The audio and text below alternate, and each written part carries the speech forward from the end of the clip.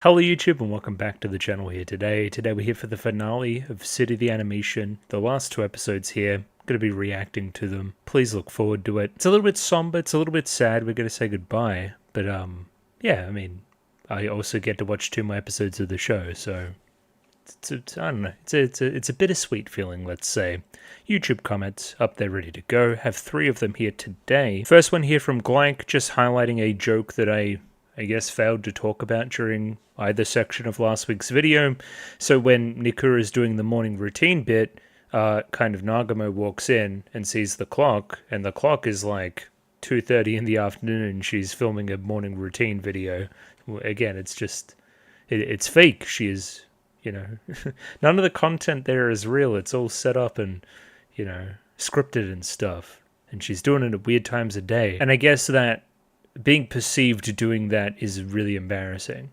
So again, the clock's like turned on its side. It's a good bit. I just I noticed that I just didn't shout it out, I guess. It's good. It's very good. Next up here we have Pencil Sharp, who goes into Mambo number 5 just briefly here. The mid-20th century was the peak of American cultural influence on Japan, lots of jazz and pop music popping up there especially. So again, then these things become ingratiated, they become kind of staples and references that we can call back to when we want to talk about certain things, and again, kind of Mambo number 5 is falling into that. The other example we have here is Green Green, which is an American folk song used in Nichijou and Symphogear and inspiring the Super Mario theme. Very, very cool. So yeah, again, that was my question last week. Why Mambo number 5 for Japanese audience? That is probably why.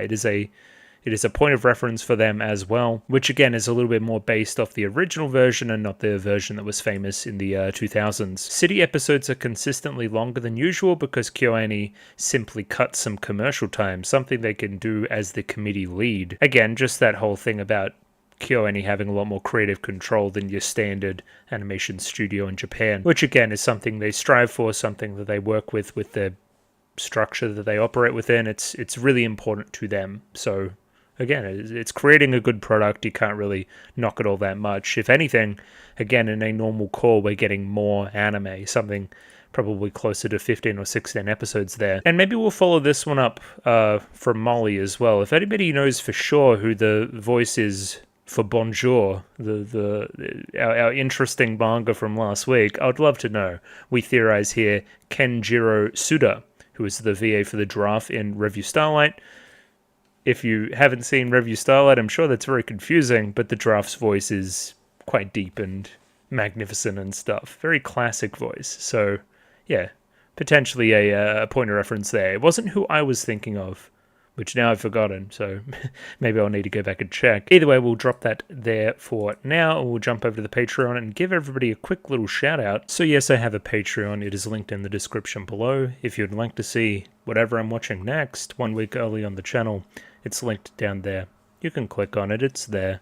I don't know, it's kind of hard to talk about it when the show's ending, but I digress. Either way, thank you very much to AJ, Akumansa, Bananarama Hamadama-sama, Bisa, Capella, Shobo Ribby, Dapper Dwarf, Ed, Fancy Question Mark, Fruit, Glorina Tenebrae, Glyke, Hans Peter, Ika, Yako Yavanen, Jami Boo, Joran, Kazogtha, Clem, Kot Begemot, Lick H, Lou, Master Detective, Mickey Babbers, Miru, Mistake L. Chen, Molly Weinberger, Mr. Maniacs, Nailu, Panic, Pencil Shop 333, Pointed Snowdrop, Ronlad B&K, St. Lily, Sal, Sam1373, Skeleton, Tentacle Member, Waifu Overdose, Without a Net, Kelvin, Binshi, Aidan O'Brien, Fleur Nightingale, Gus N, Nosta, and Aussie. Thank you to everybody for giving me money. I enjoy the money.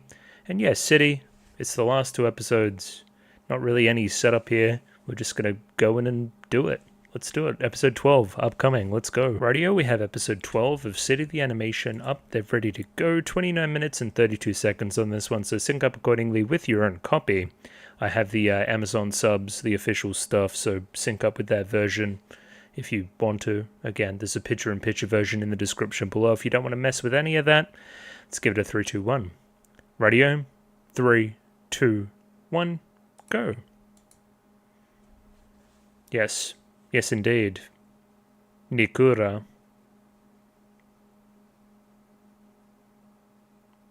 Don't I know it?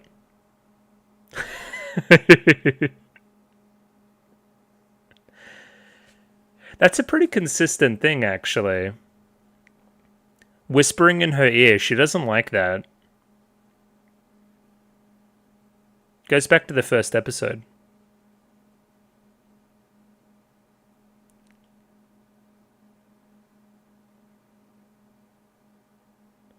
What is this?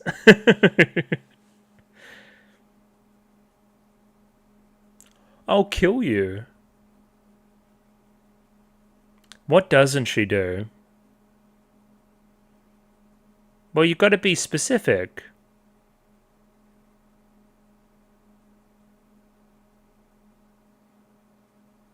That's not fun.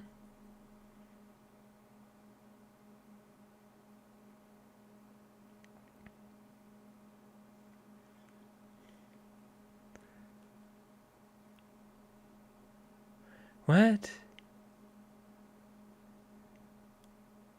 I don't believe you. Anyway, the point of the scene there, ladies and gentlemen, is that they're having fun all the time, so they can't really pinpoint one moment where they're not. So it's kind of all-encompassing there. Anyway, I believe Wako Izumi. I don't believe Nagamo as much. But I guess you believe whatever you want to believe. I genuinely believe that Wako Izumi gets a kick out of brushing her teeth every morning. Like it's not a chore to her. Sure.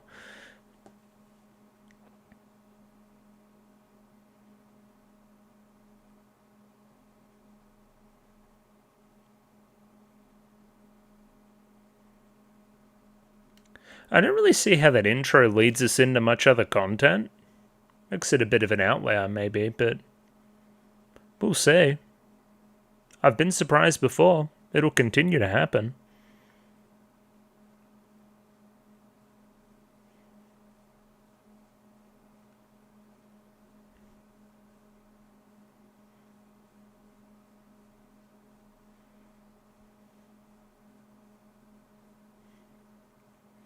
Really is a special show, isn't it?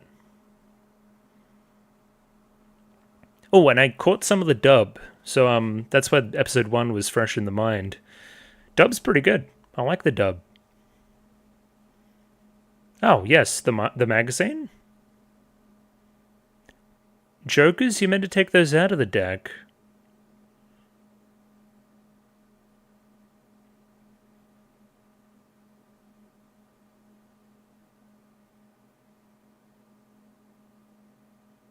Maybe it will be.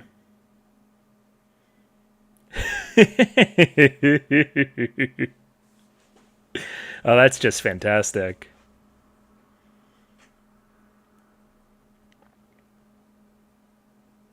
I liked that photo.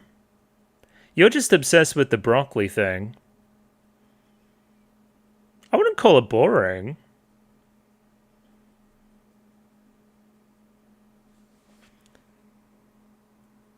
They're kissing?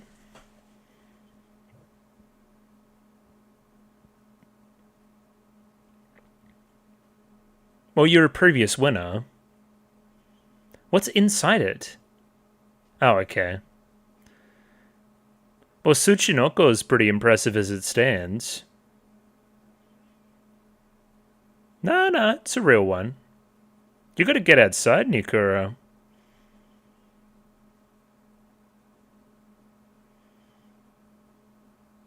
Who's... I think it's none of us. I think it's somebody else in town or something. Go on. No.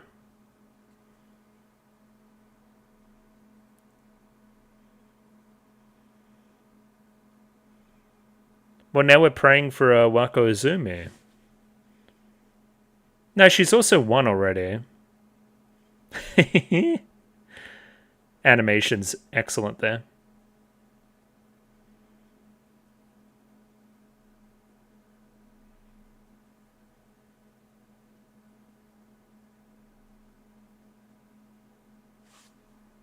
Brilliant.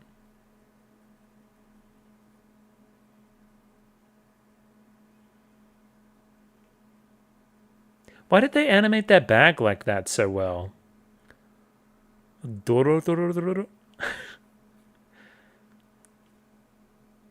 Well, go on then. The golden ticket.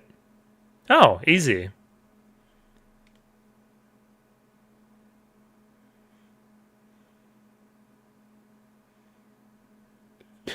The damage number. Hey, you did it. Yeah. But remember what you said now. Show me the money. That backfired, didn't it, Nagamo? Ah, good for her.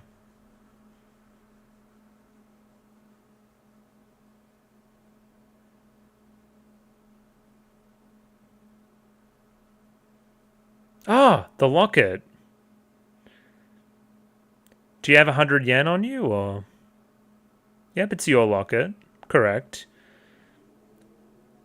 Gorgeous. No money.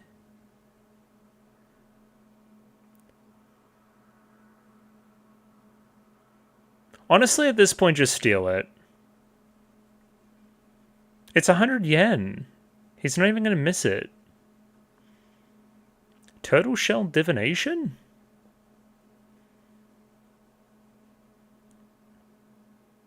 What does that affect?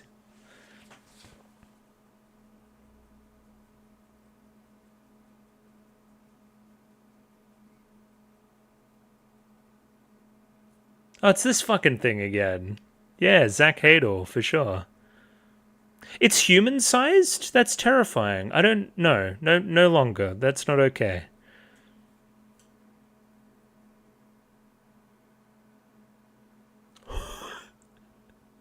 A lot of video game stuff with her today.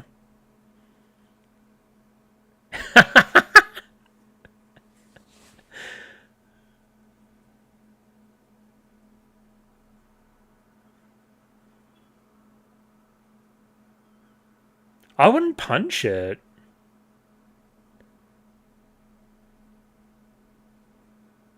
I feel like you're missing the forest for the trees. Just get the money.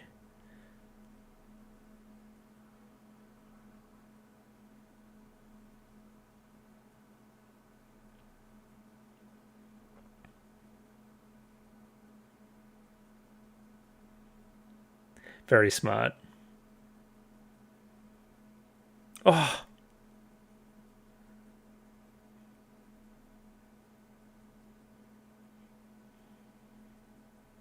I do like it very much when we go dialogueless. And the music chosen here is obviously a classic. Stop fucking punching him. What are we doing? Well, that person was selling fucking tofu or whatever they were selling.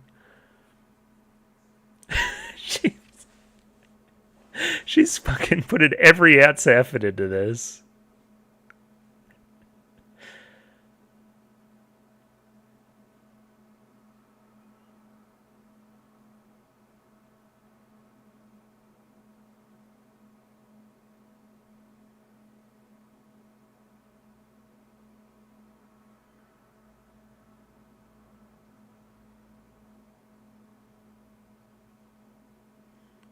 But, like, I mean, I don't care how much force you're putting into it. I feel like it's the wrong tactic, no?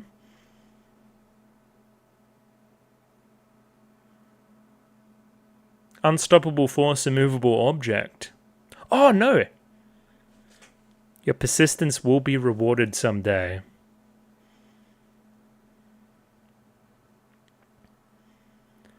Do you reckon they're even still open? Like the pawn shop or whatever?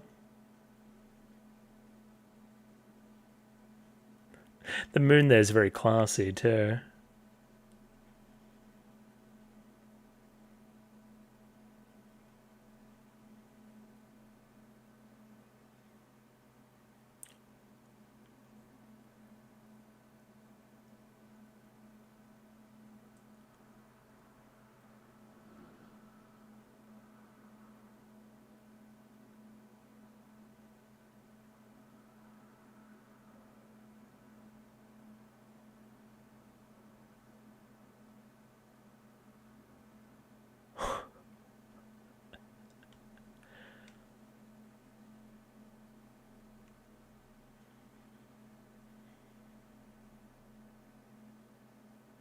What's he done there?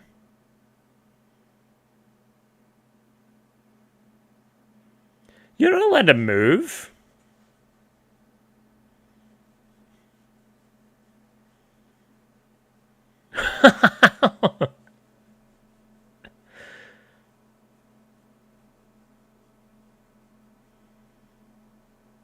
Really fun stuff there. I kind of want to frame by frame some of that.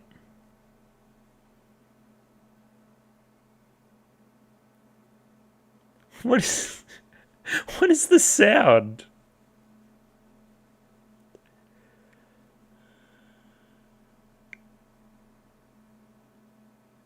Now grab the coin.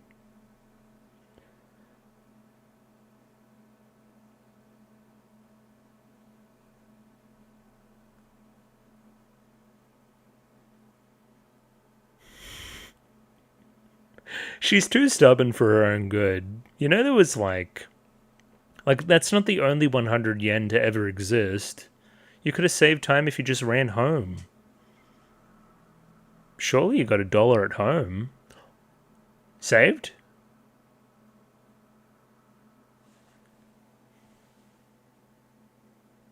Brilliant.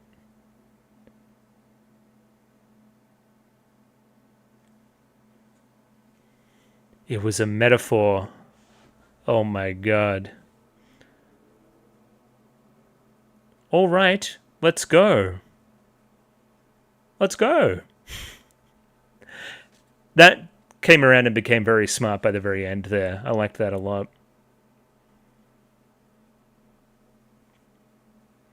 Don't get me started on Japanese horse racing. It's been in the pop zeitgeist as of late.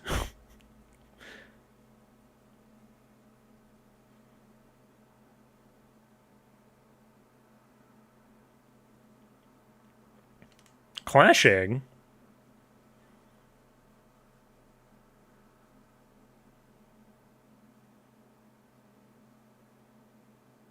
Easy. Bit in the throat?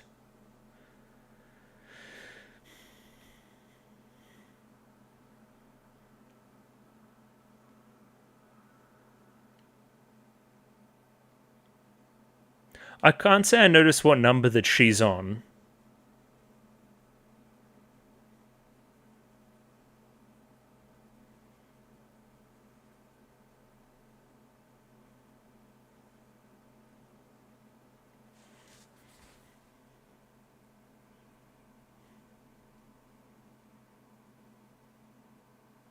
What are these, like, tongue twister names?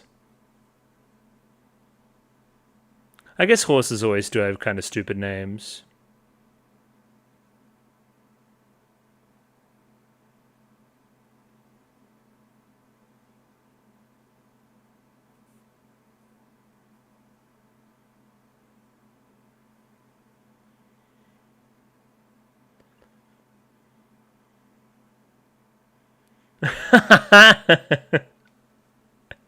Why did everybody bet on the same horses?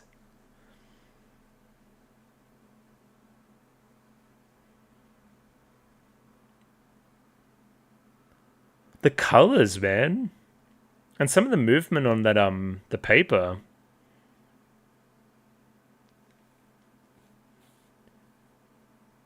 Did I say the music? The fog is coming?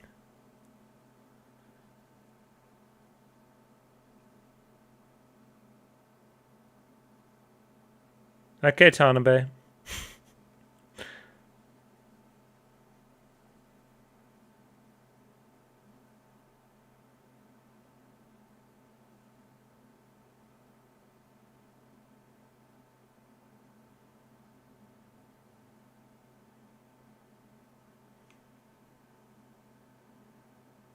What? Go on.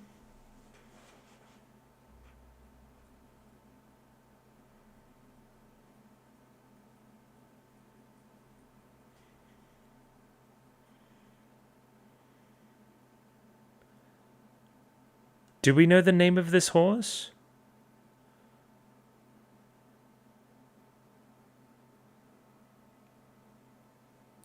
Alright, but now you gotta get your tickets back together.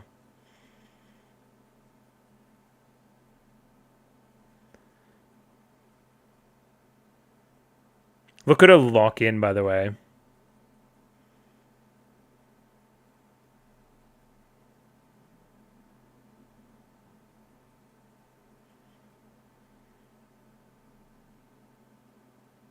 Would that still be valid? Anyway.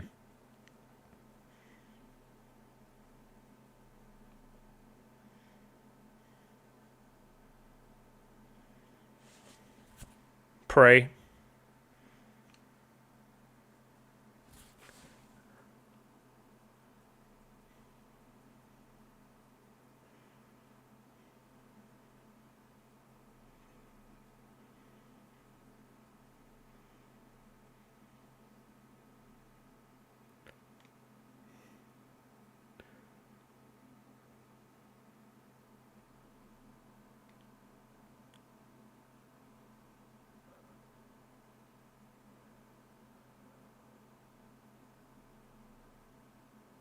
No way.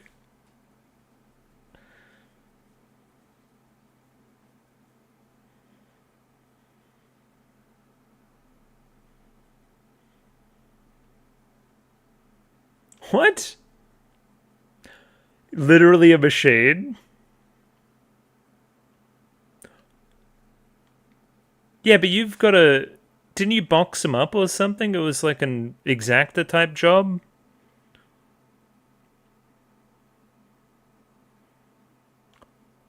Disqualified?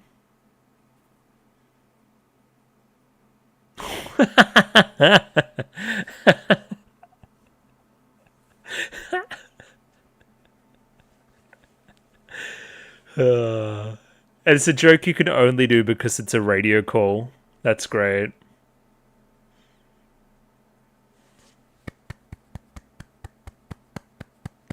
Very dumb, but quite smart. Jesus Christ. That's like 2 bits in a row that are very, very, like, music-driven.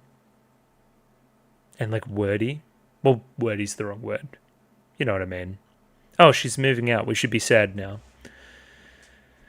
They're playing the song. Okay, we're going to be sad now.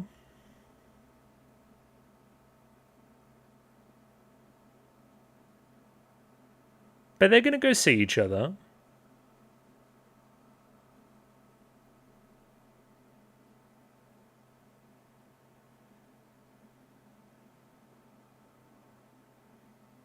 Thank you for your help with the pumpkin advice. Yeah, I remember. Episode 1. I remember. Episode 1? It was early on.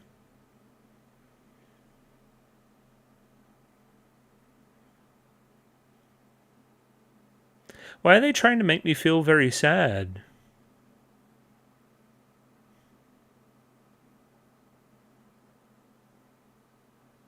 This is probably my favorite song in the show, too.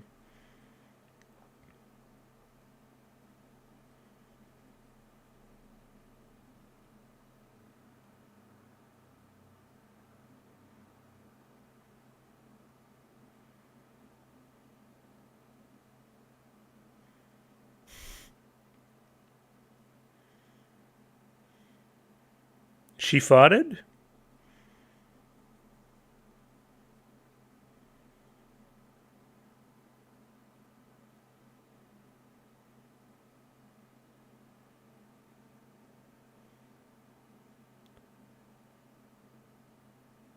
Shinibio.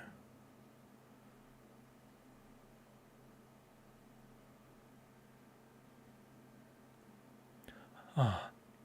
Dare?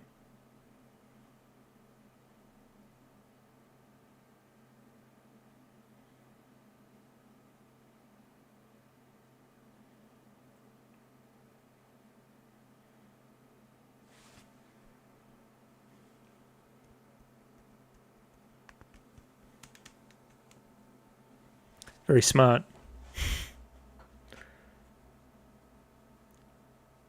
She already fucked off. She had a little moment. That's okay. We will meet again. That was very smart. Where are we? Yeah, okay, we're towards the end.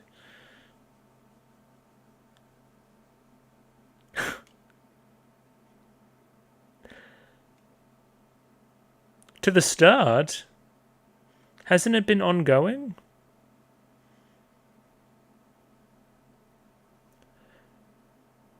I was going to say seems strong.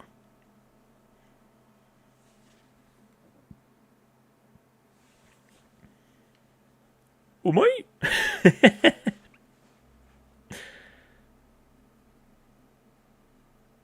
Do these guys have I guess it's summer holidays. It seems like it's 10 a.m. and they're just drinking and eating eggs.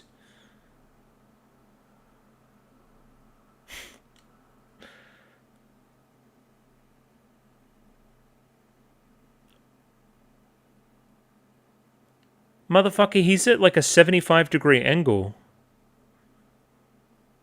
They're just gonna get smashed?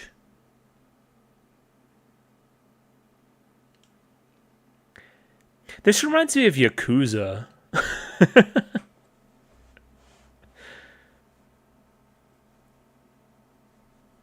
Dude, middle-aged dudes go crazy for alcohol. They love that shit.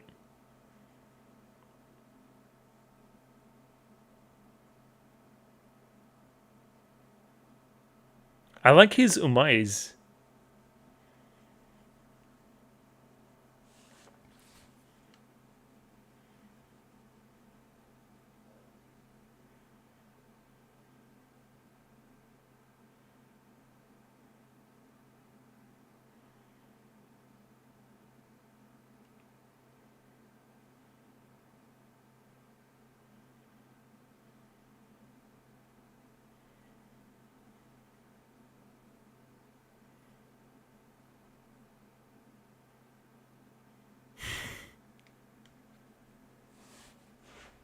I'm happy they're having a good time. I just don't see how this is eventuating to anything.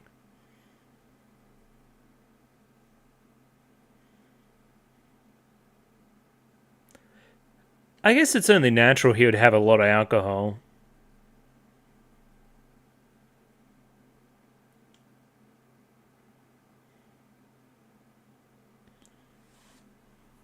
I mean, probably.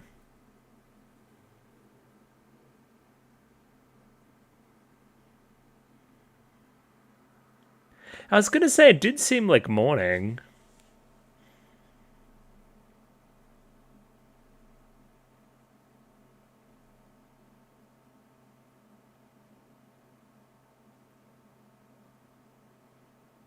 Oh. Drunk at 3 not even 3 a.m., fucking 11 a.m.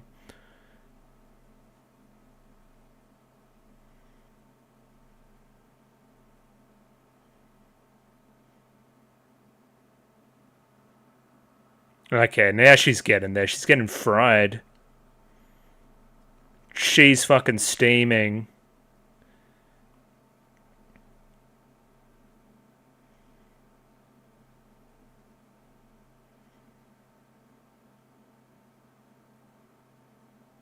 I mean, she scammed her way into drinking a bunch more. Fucking someone call a taxi. Bit of a weird ending segment there. The episode itself was quite a strange one. It was interestingly paced. It made me laugh, it made me cry, made me do everything. And it wasn't even the last one. There's still more.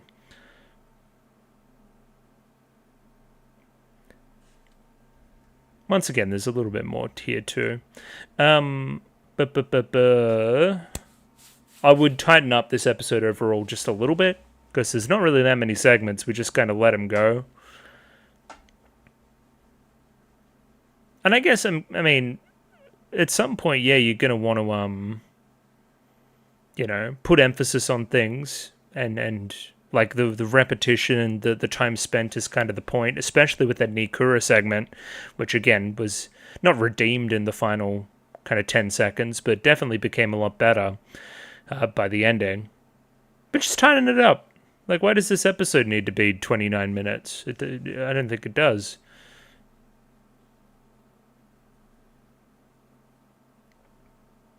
And then the dads just get smashed. They just get absolutely, like, fucking steaming. I don't know, good for them, I guess. Maybe I'm just jealous.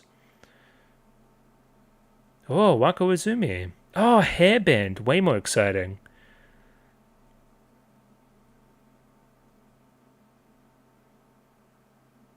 Oh. Shooting star.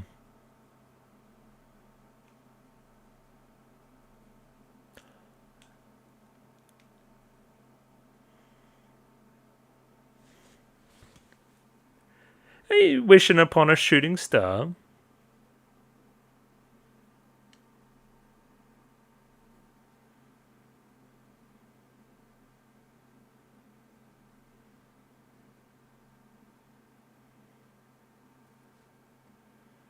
Yeah, but you gotta say it. Well, has it worked yet? The proof's in the pudding here. It's not working.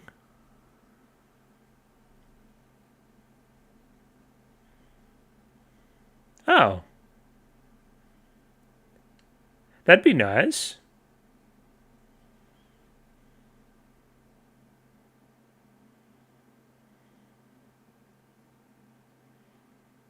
What would you wish for, Wako? What do you know?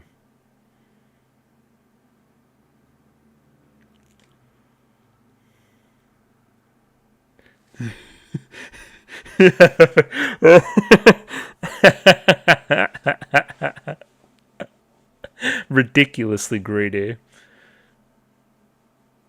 What is... Just got finger guns going on. Insanity. I'm bumping my desk all over the place, too.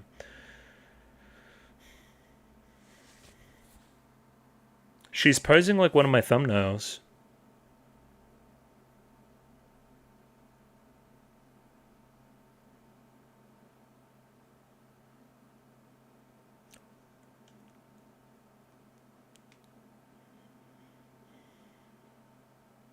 That's a laser pointer? Motherfucker, that was an alien?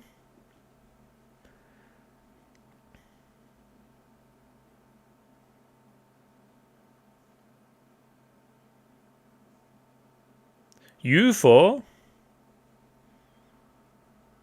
Now, UFO, that was the last show that they made. It was the one before. What?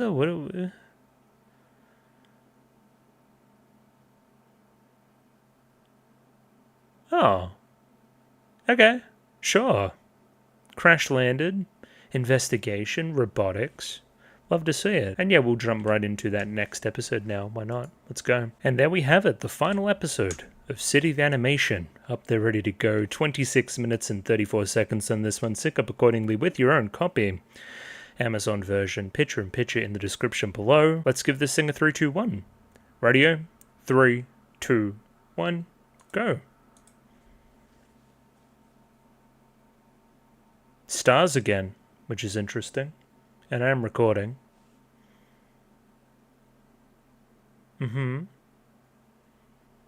Thoughts? Mimineko? Anything? No? Sleepy? How about you two?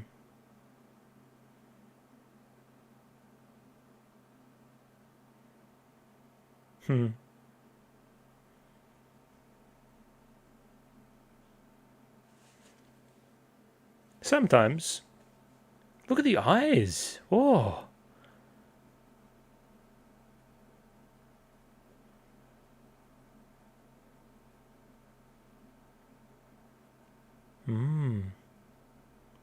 Everyday life is fun, you say?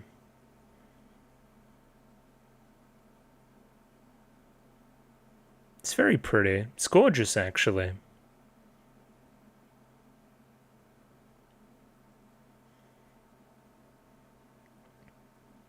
That's a nice linking scene back to the first episode once again. I feel like I'm saying that a lot this episode, but yeah, just, you know, that central idea to whatever was going on there. I forgot to maybe talk about some of the summary stuff that's been going on too. It's kind of been a theme since pretty early now. It's been going on a while.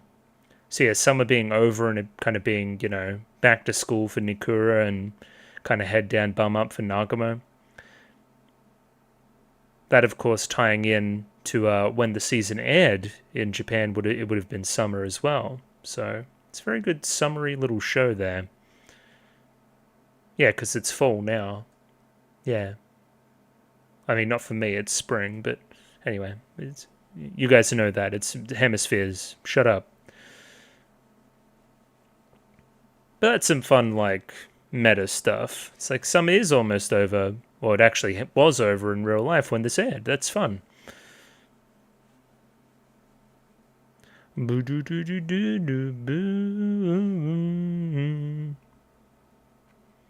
want to see my girl Tanabe one more time.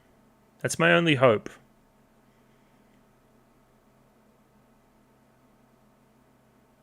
Or my only wish, I guess.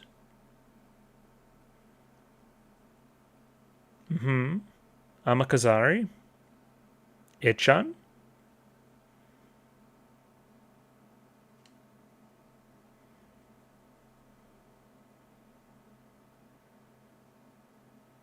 Surely you knew the day that she was moving already. I'm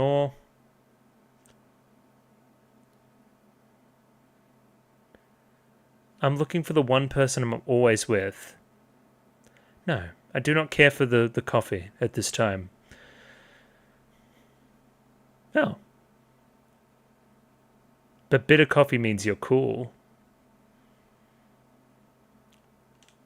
What the fuck is that?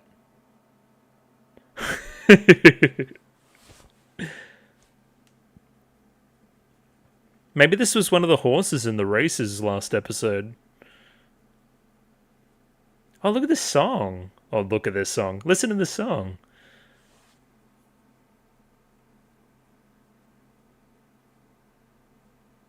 Watcher of all. Look at him skip.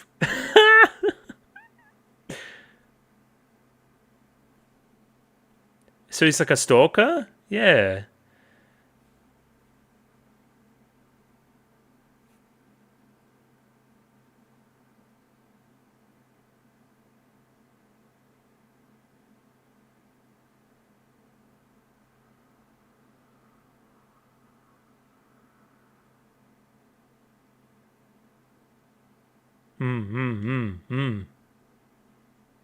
I don't.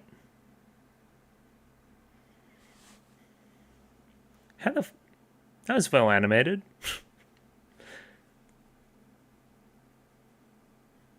That was well animated.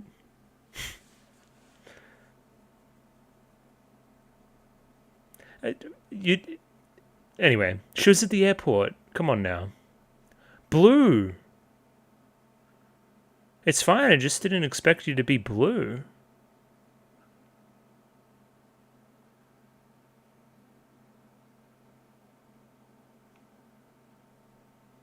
Once you found the gate, you're free to roam wherever you want to go. It's the rules of the airport. The airport also does not seem very large, so I'm sure you can't really fuck up that hard.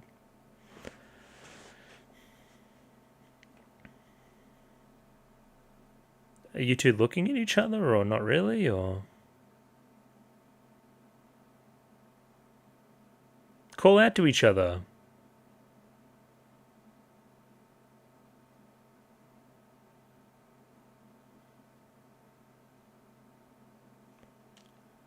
No, you fell for the bait.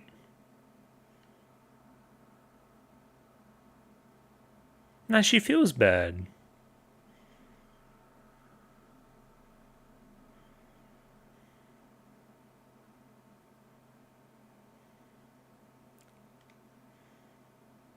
Oh. Not 100. You did not score well that time.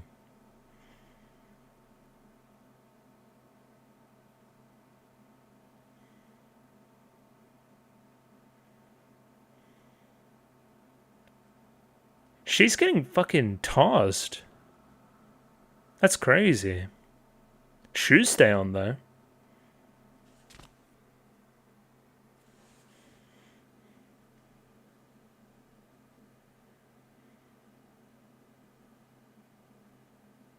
Just give me something.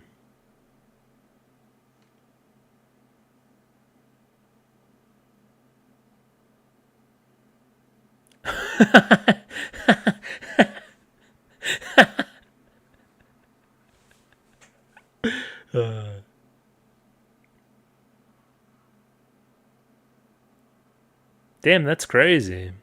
I mean, you two aren't going to meet again, though. The plane tickets.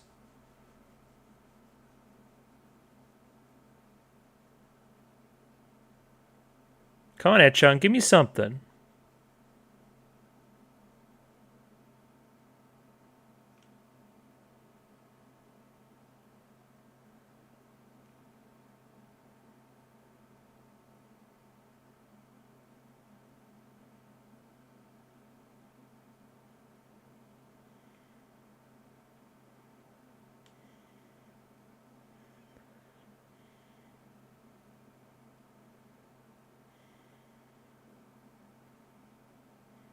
It is. And that's okay.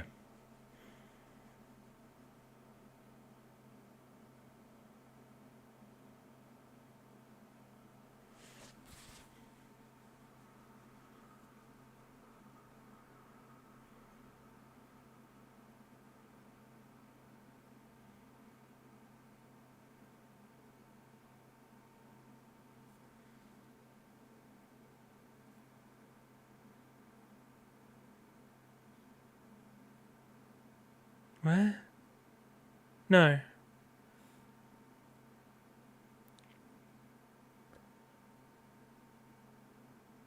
Do it again! No!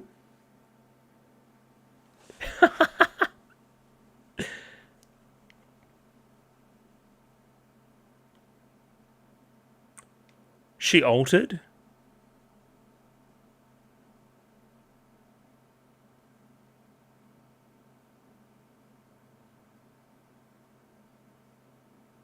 What the hell are you talking about?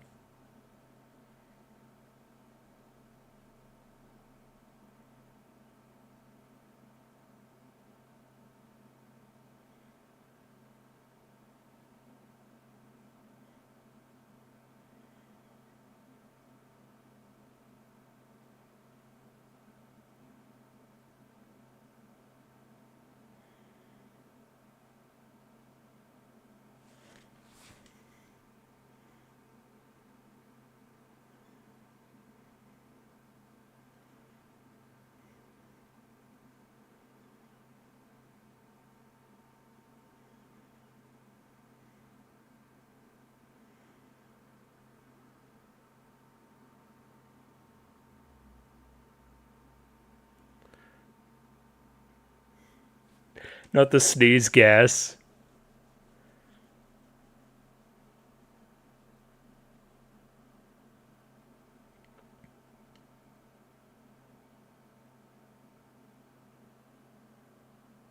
I carry a gas mask wherever I go?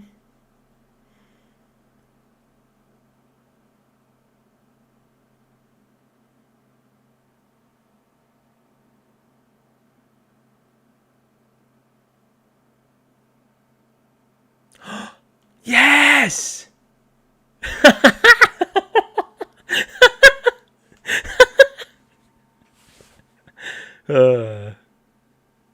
We were all planning.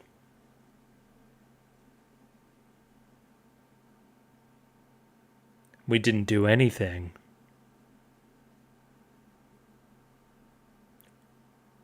Brilliant.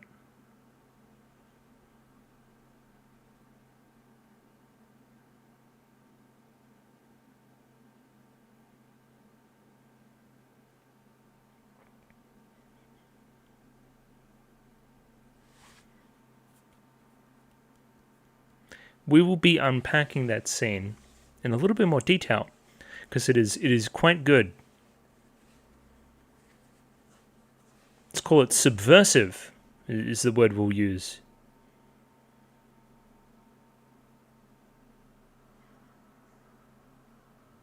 And very sad. Once it clicked, that scene, for sure. I was like, what are we doing? And I'm like, oh, okay, that's what we're doing. Oh, yeah, Mimineko. So you get to see the vision. I see. Gold star? What is happening?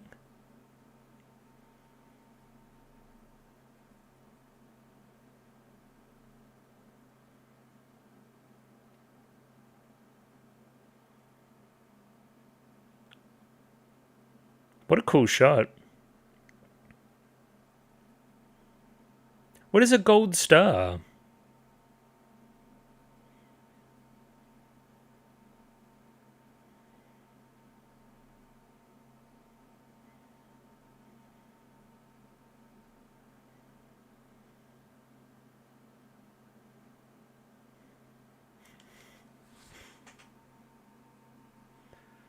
Oh. Well, this is going to go poorly here at some point.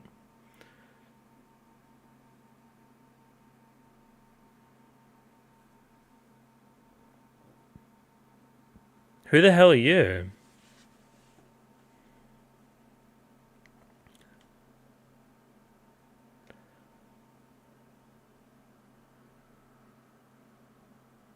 Happy?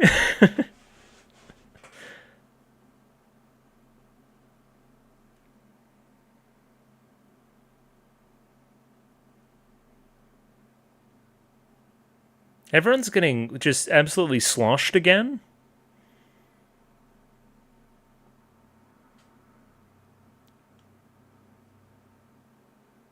How much food do they have for fucking 7 people? Ah! Not the show tunes.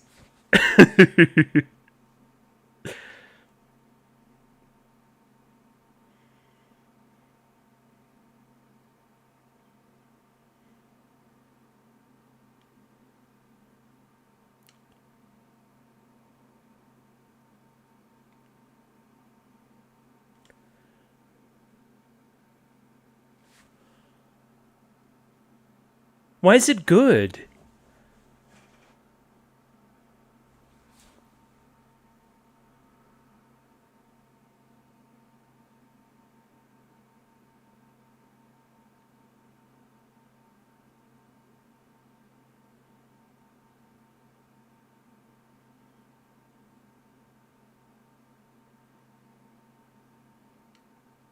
I don't think she likes you. Yeah.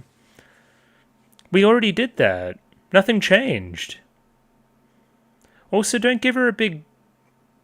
Oh, see, it's like the first thing. Anyway, don't give her a fish. What are you doing?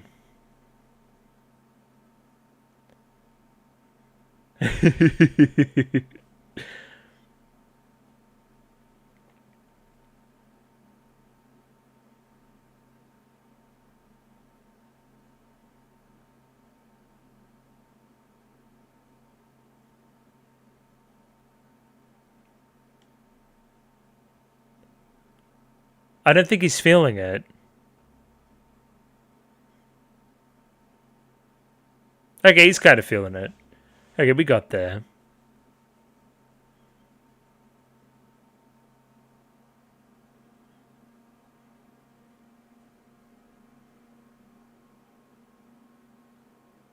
Sure.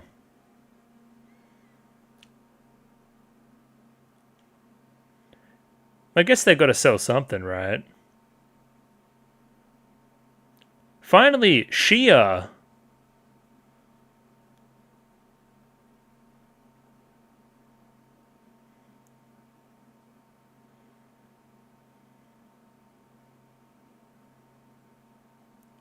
What is happening?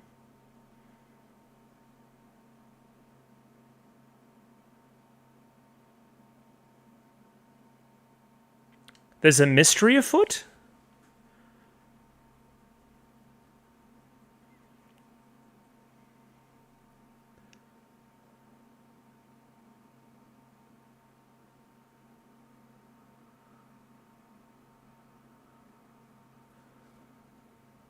Pardon?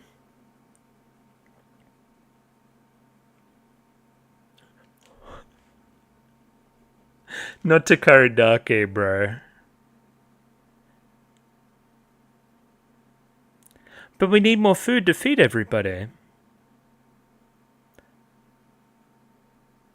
Time to get cooking then.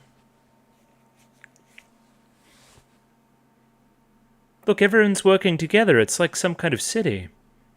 The animation. The police?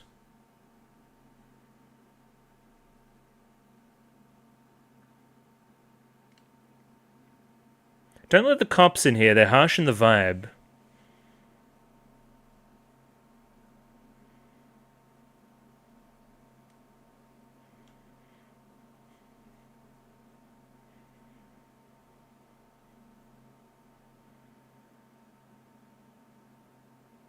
Mm-hmm.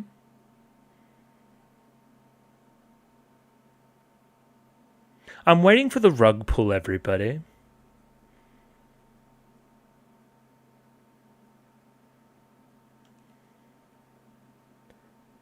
What's he imprisoned to there?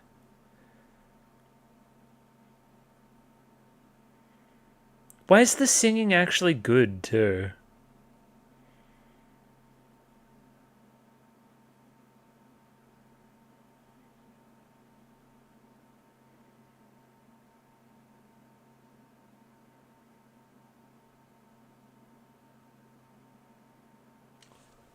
That's a video game.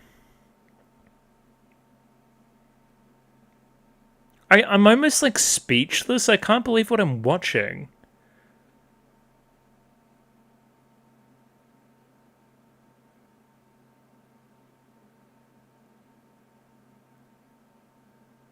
So, like, they wrote music for this. And it's long.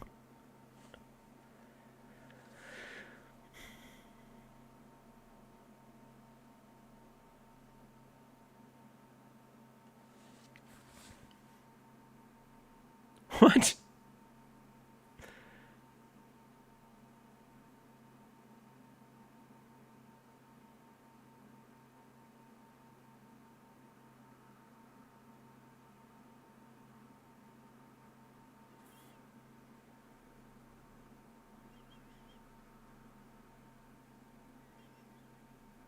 Well, it's like how good the restaurant is.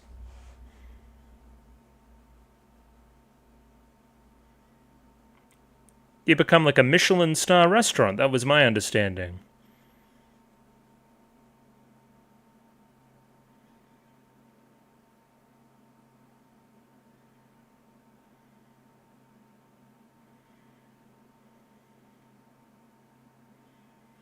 Correct. Kansuke Honda. Oh my god. Oh my god. Have you called the phone number?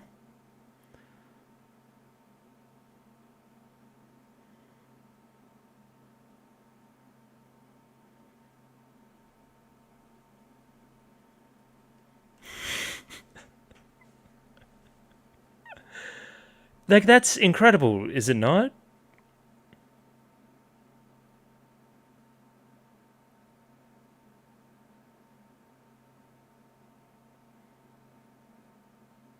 Maybe it's just a coincidence.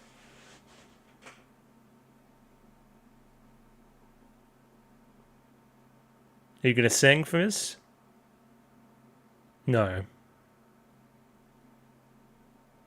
Everyone loves to give awards in this town.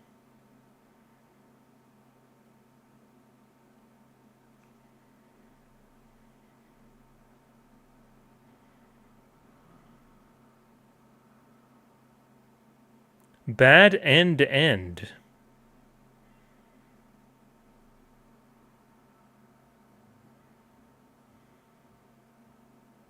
It's real if I believe it is.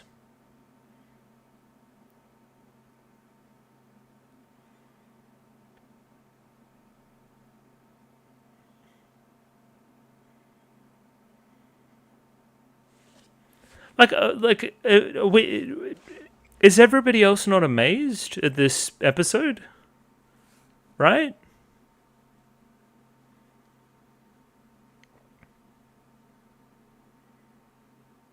See, we're coming back. It was the fall before rising action. Whoa!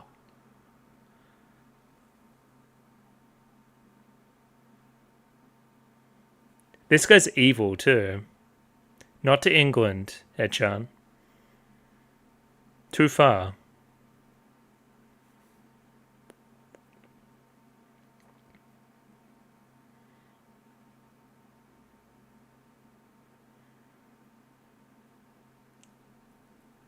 Hell yeah. Hell yeah.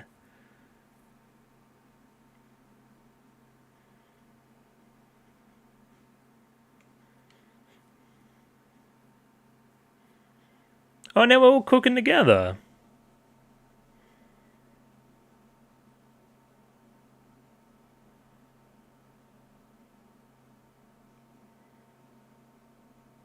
Yeah, why are we so busy? That's a great question. I did a gif of that.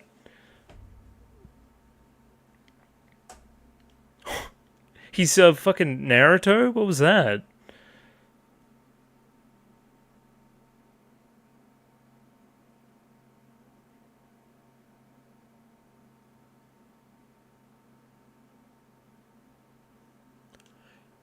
You have a time machine?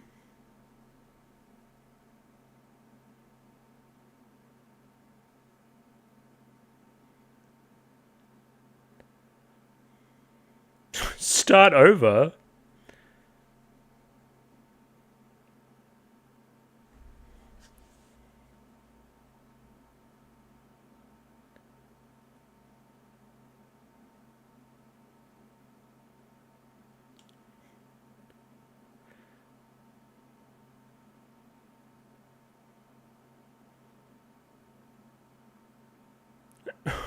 Miss something.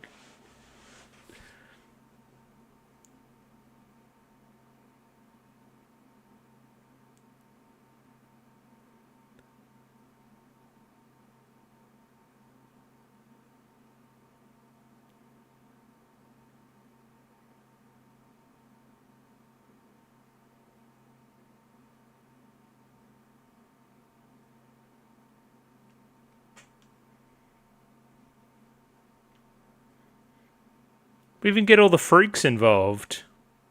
I haven't seen him in ages.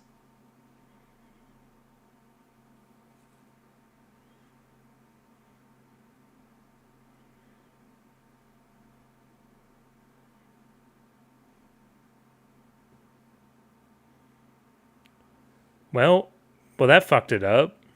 Time machine brokey?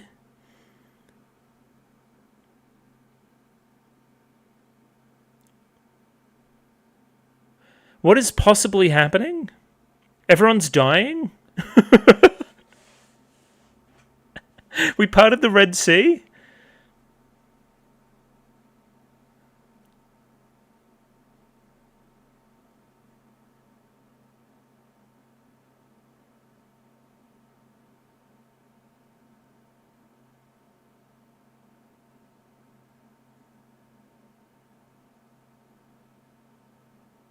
Brilliant. And that's it, right? Show me the thing. See you in the summer somewhere. My heart. Smiling face. Winking face. Yar. Yeah, I mean, now is the time for, I guess, hyperbole. That is one of the best episodes of anime ever. It is so impressive. I've never seen anything like that. Never. Never, ever, ever. Never, not once. Not even close. 2 thumbs up. Like, what are we even doing here? Of course it's good. Am I not insane? This is fucking... This is the best. How? How the fuck did they do that? Anyway. whatever. You'll see me tomorrow. I'll talk about that in more detail. I'm unsure if I'll even have all that much to say about that last segment. It kind of just speaks for itself. It was insane. Would you... How? Why? When? Who? Anyway. Cool, I gotta cut it here. You'll see me later. And we're back. It's the next day. 2 more episodes of City of the Animation in the books. The final 2 episodes. They were excellent. They were very, very, very good. I mean, especially 13. 13's unreal. It is unreal. I'm still not over it. I've been thinking about it all day at work. What an achievement. What a show. I was wondering... after the series ended, I noticed that a lot of the kind of aggregate scores on a lot of the sites jumped up quite a bit. I'm not going to say it's just because of the last episode, but it certainly didn't hurt. It certainly did not hurt at all. I've also been racking my brain trying to think about anime musicals. Like, again, you've got your anime that have music in it that play an integral role to what's going on, i.e., Symphogear, i.e. Review Starlight, i.e. It turns out I've watched a lot of these shows on the channel, but nothing that kind of channels musical theatre in the same way that this one does. Review Starlight a little bit too, but I guess it's the circumstances. In Review Starlight, they're still like fighting with swords on a stage, and it's cool, but we're just talking about getting 1 Michelin star on our restaurant, and that's kind of what is the impetus for all of it, and that's so inspired to me. You're bringing out, I guess the bombastic out of the mundane in a way that's just fantastic. You're like executing on a base level, pretty basic concept at about the highest level you probably could, considering the circumstances. So like, as with all things Kyoto Animation, it is completely in its execution, and the execution is masterful. Shoutouts to episode 12 director Kitano Hara again. It's their 3rd episode on the show. It was quite good. Yeah, in episode 13, that was Ishidate himself just coming back. Did episode 1, did episode 13, kind of again bookending the series there, and doing a very, very good job doing so. Just, yeah. Once again, 2 big, huge thumbs up. And it's a different kind of excitement, I guess, from episode 5 and episode 9, which I guess were the other big ones. You know which ones the big ones are. The kind of focus episodes, I guess. In that it's not doing things animation-wise that I haven't seen before. It's still at a very high level, obviously. It's all concept for mine. It's all, like, again, because it's musical theatre in such a way, it is from every level of the production, we are planning towards doing this one thing. I guess that's, again, the difference, right?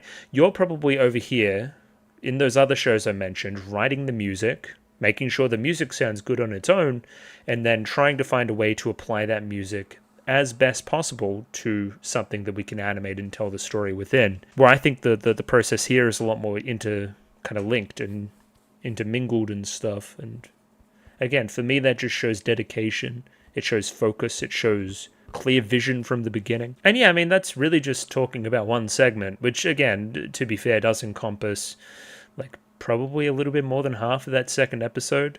But on top of that, we also just had some banger emotional moments. I really liked the Echan stuff this episode for sure. And again, I feel like we flipped that very smartly with the Echan stuff in the final episode as well. I feel like this tells a pretty, like, genuinely good contiguous story about the 2 of them parting. And again, we don't have our cake and eat it too. She's actually gone. We're going to see her again, but not regularly, and that's sad. And again, we make good on that. I also really like Wako Izumi's role there as well, but again, we'll talk about that segment in great depth, I'm sure. What else even happened? I don't know, there was some hijinks. There was a really good Nikura bit here, which was a little bit on the long side, but still very good. She just beats the piss out of Oni Plays or whatever the hell. So again, good for her, I guess. But I mean, I guess I should just go back to the start and see what I can see and say what I can say. I did preface again, kind of towards the end of the final episode there, that I'm not even sure that I'll have all that much to say about the musical stuff, because it is pretty, like, it stands on its own. You don't need me explaining why that's cool, and the concept of the kind of bit itself is pretty simple. I'm sure you guys got it. I guess it'd be more around how it operates as a finale for the series too, and everybody having their little bit and, you know, coming together, singing, food involved, end of summer. Time machine element at the very end there is cool too. That's the other thing I wanted to say. I'm unsure about the manga, obviously, and how that goes, but I'm imagining we're not getting season 2 of City. This really feels super finalistic, especially those final messages at the end of episode 13. So, I mean, I'm not holding my breath for a season 2, and for the record, I think this thing stands on its own pretty damn well. But either way, again, I got to start doing this thing. I've never got enough time to do anything these days. Starting here, we have Nikura worrying about video views. If only somebody else could relate to such a thing. I don't know anybody personally. A really fun, consistent thing between episode 1 and this kind of penultimate episode here in episode 12 is this kind of whisper in the ear making Nagumo uncomfortable thing. I believe that, oh my god, what's the dad's name? I've forgotten. Oh my god. No. Tsurubishi. There we go. We got that one back, finally. Tsurubishi whispers in Nagumo's ear in episode 1. So, again, just, they know their characters. I like Nikura's philosophy here. It's one that a lot of creators should take. Again, the process of making the videos should be fun. You should be having a good time doing it, and putting together should be the reward in of itself rather than the accolades and the views. Nikura's philosophy is she would rather have tried and failed than never have tried at all, when Nagumo doesn't see the value in such a thing unless she wins. So, again, just a difference in philosophies there, of course. Wako Izumi, of course, one to always be having fun. I also really like Wako Izumi's answer for the record too, which is like, what do you do to have fun? And then she just starts, like, basically listing like super normal things that she does every day. It implies that she has fun all the time. I don't know, it's good to get I guess, view into her headspace. Granted, I do think that she probably is one of the only people that actually thinks like that, but anyway, it is good to see that she's a positive person. Are we going to talk about the use of English in the show? It's kind of everywhere, especially on again, the rewatch that I've been doing too. You definitely notice it. So is that a concerted thing that we tried to do? Just put some funny English in it and stuff? I don't know. It made me laugh. It must have been pretty successful. Either way, Nagumo here concurs, me too, of course, to Wako Izumi's philosophy on fun. After the opening, we have a delivery. It is the newest edition of Mitake Camera, and we're going to see who, I guess, won the contest. Again, set up in kind of episode 1 and 2 and very early on in the piece. It's the whole broccoli setup. You guys remember. Just a quick one, like, we're playing cards and she's got a joker, and I mean, she's not making a fuss out of it. You're not supposed to have those cards. That's the whole thing. Anyway, they could be playing like they could go fish or something. I don't know. I thought it was a fun little cutaway gag, like blink and you'll miss it. I finally nailed down who Nagumo reminds me of a lot. She's very like Yakuza. She's very quick to anger, and she always wants to fight and punch and stuff. Like, you know, again, my only frame of reference for Yakuza is Like a Dragon, but in Like a Dragon, when you're walking around and just random dudes, like, yell out at you, that's kind of her energy a lot of the time. She feels like an enemy in a video game or something. It's quite inspiring to me. I do enjoy it. Another thing that I've learnt here is that the photo contest was the summer photo contest, so it's kind of been running throughout summer.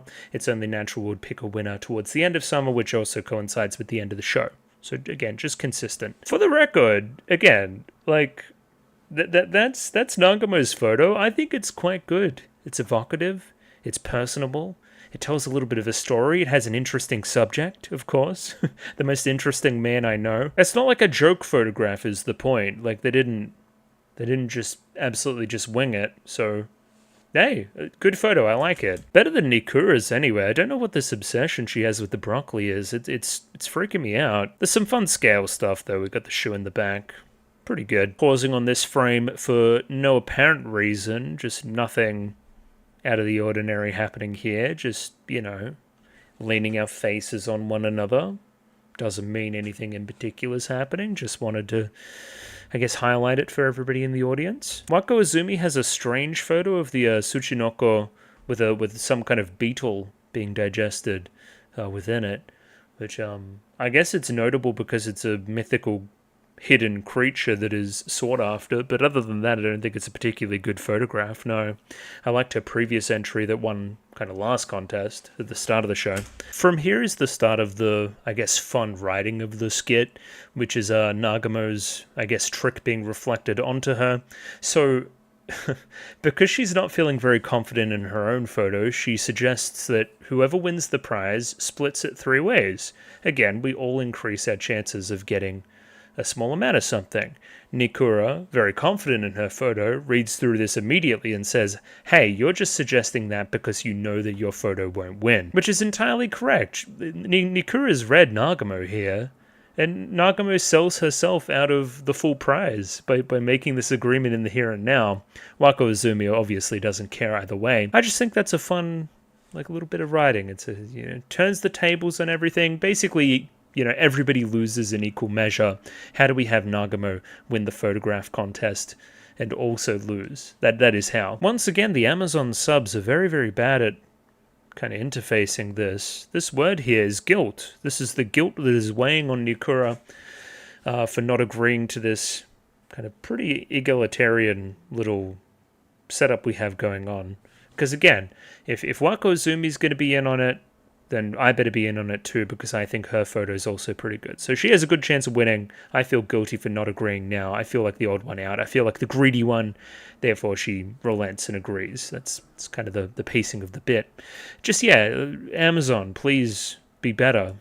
You trillion-dollar company, please be better. Here's sinking as she agrees and gets up, and it stops weighing her down so much. It's good. Even Nagamo blowing away the greed there with the fan. Good touches all over this thing. Okay, hang on, give me an action replay on that. Show me this do. That's quality, that is. And yeah, I mean, Nagamo then wins.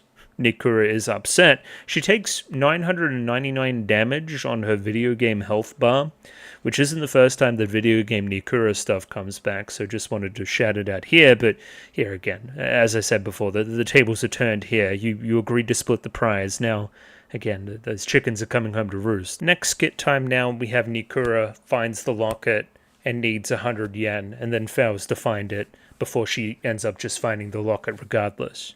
It's a very, very complex and emotional skit, as I'm sure we'll get into. I'm not even joking, and that's the sad part. First, I wanted to shout out the classical music playing throughout. It's a recognizable piece by Bach, I want to say. I don't know what it's called, so if some of the classical music people want to tell me, maybe it's in the credits somewhere, I don't know. But yeah, I mean, it kind of scores the whole thing and really adds to this kind of classy, I guess almost like it's ageless, What am I looking for here? It feels like a very human struggle. It feels like it's an every struggle. It feels like, in the same way that Nikura is overcoming the things that she's overcoming in this skit, it's the same thing as me overcoming everything every day to be the person that I am. And likewise for you, person watching this, right? It feels like we can all be our own Nikura. And again, maybe the super recognizable classical music is doing a lot of the heavy lifting there. We all have our challenges to face in life. Some of them are nose people that we must punch repeatedly. We must remember the basis for this is gay, so that's always good. We love to see it. It is also a story without dialogue, which I feel is quite ambitious and well done.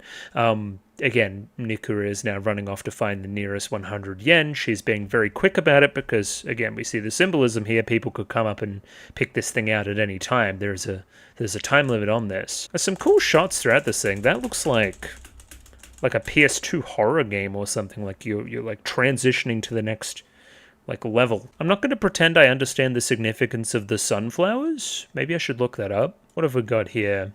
Adoration and loyalty. Yeah. Longevity, respect, longing. Longing's interesting. Yo. Okay. So yeah, I don't know much beyond that, but I guess you can turn those into, again, the feelings of Nikura for Nagamo and whatnot. Again, the sunflower always like kind of facing directly forward. A bit of color theory in there too. So correct me if I'm wrong. The last time we saw this little friend here, he was, again, little. He's not little now. He's quite large, and that's scary to me. Again, he's not a problem if he's small. If he's big, I don't like it. But we must remember it's also just a metaphor. He's not like a real character with anything else to do. He just represents a concept. He represents the struggles of again, Nikura every day and trying to get this locket. Again, it's almost representative overall of her relationship with Nagamo. It's kind of stressful and very kind of violent almost. But again, she still puts the effort in every day. She still comes back for more. Maybe I'm overanalyzing it, I don't know. But again, it's a stand-in for whatever else. And again, she just charges up her attack and starts walloping. I really feel like this is either somebody's most favorite skit or their least favorite one. Because again, she just punches. She punches for a good long time. There's a few breaks here and there as she gets tired, and we really, again, play that up quite a lot, but not much else to it. And I feel like its brevity and its simplicity is also, it's the canvas for analysis. So again, once again, I'm saying this is the relationship between her and Nagamo. Stubborn is Nikura as well. I'm not going to let you get away. It's the same thing as the race, right? I'm not going to let you get away. I'm not going to let you drop out of this thing, you know? The montage in the middle of this also, again, emphasizes this in my opinion, right? This is like the every person nature of it. Everybody has this own, like, representation, this creature that they have to fight every day. It's almost like the manifestation of effort, right? In the same way that you're fighting your creature right now, and these people over here are fighting their own creatures, and these kids back here, they're fighting their own creatures. It is the struggle of living, given personification. I do like how I've almost ran out of superlatives for the animation in the show. It is that good. It is that peak that I just don't even mention when it just looks absolutely excellent like it does right now. Like, it's unreal looking, man. Nikura here continues to tire that locket in the symbolism, in that kind of image, getting further and further away from her as she goes. We are losing faith, we're losing strength. She keeps trying to suppress hunger with whatever this is. It's not working. And though it seems like there are momentary moments, momentary times of reprieve, we'll end up in the same spot again. Like, that's my point. Some fun stuff here with the full moon in that particular shot and the kind of field off to the side. It feels very classical, very almost a horror movie, the reveal. I think the idea is he starts to cheat after a while and, like, hides his weak spot.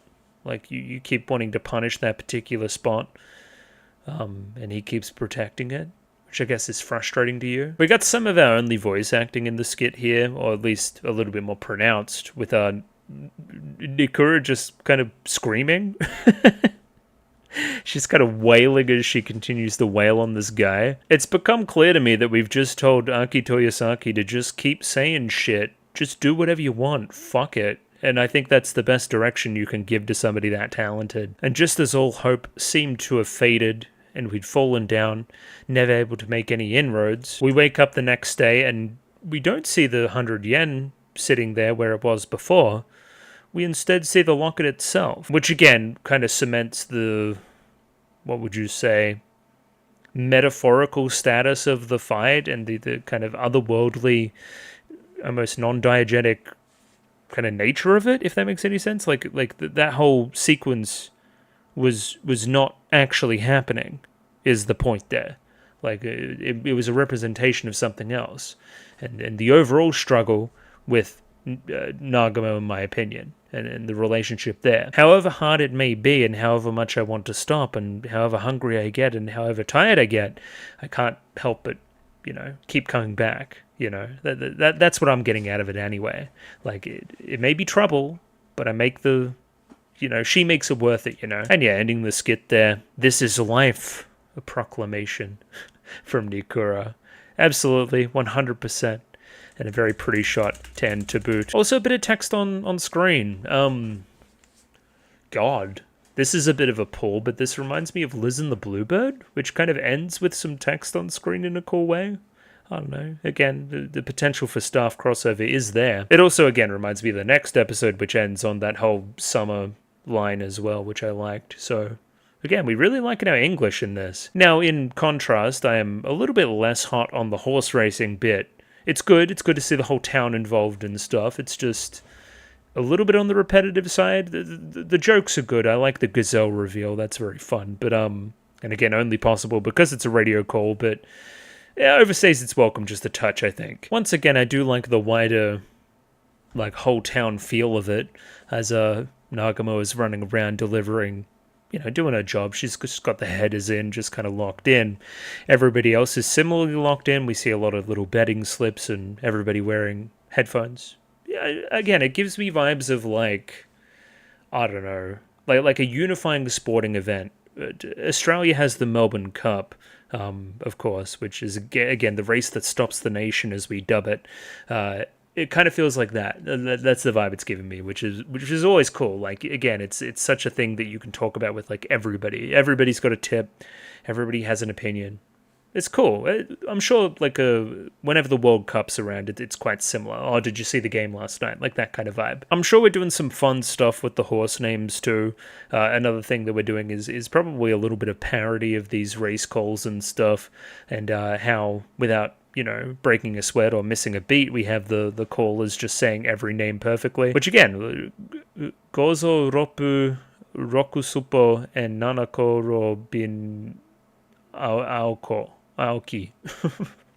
I couldn't do it, is the point. I'm a terrible speaker. Now, I'm trying to read this bet slip. I was of the opinion that these were, like, exactas or something, right? So, again, you would need these two horses to run first and second, right? But four's, like, out of the race basically entirely. Yonambo is gone from the start, so that would never work, which means I must be incorrect. This must be a different way to read this bet slip. Maybe this is just a boxed outright winner. So I've put 100 yen on 2 and 3 2 or 3 to win, 100 yen on 2 or 4 to win, 100 yen on 2 or 7 to win, which makes me think that 2 is some kind of favorite. Anyway, it's an interesting strategy, is my point. And yeah, then horse number 2 gets disqualified. Everybody's ripping up their tickets, all the papers going everywhere. In particular here, this shot here of all the 2s would make me think that all of her bets are now void if she's ripped up the ticket that had 2 on it. So, because they're all involving 2. And it must have been the hot tip. Everybody's following suit. They were all on the same horse. Or gazelle, I guess.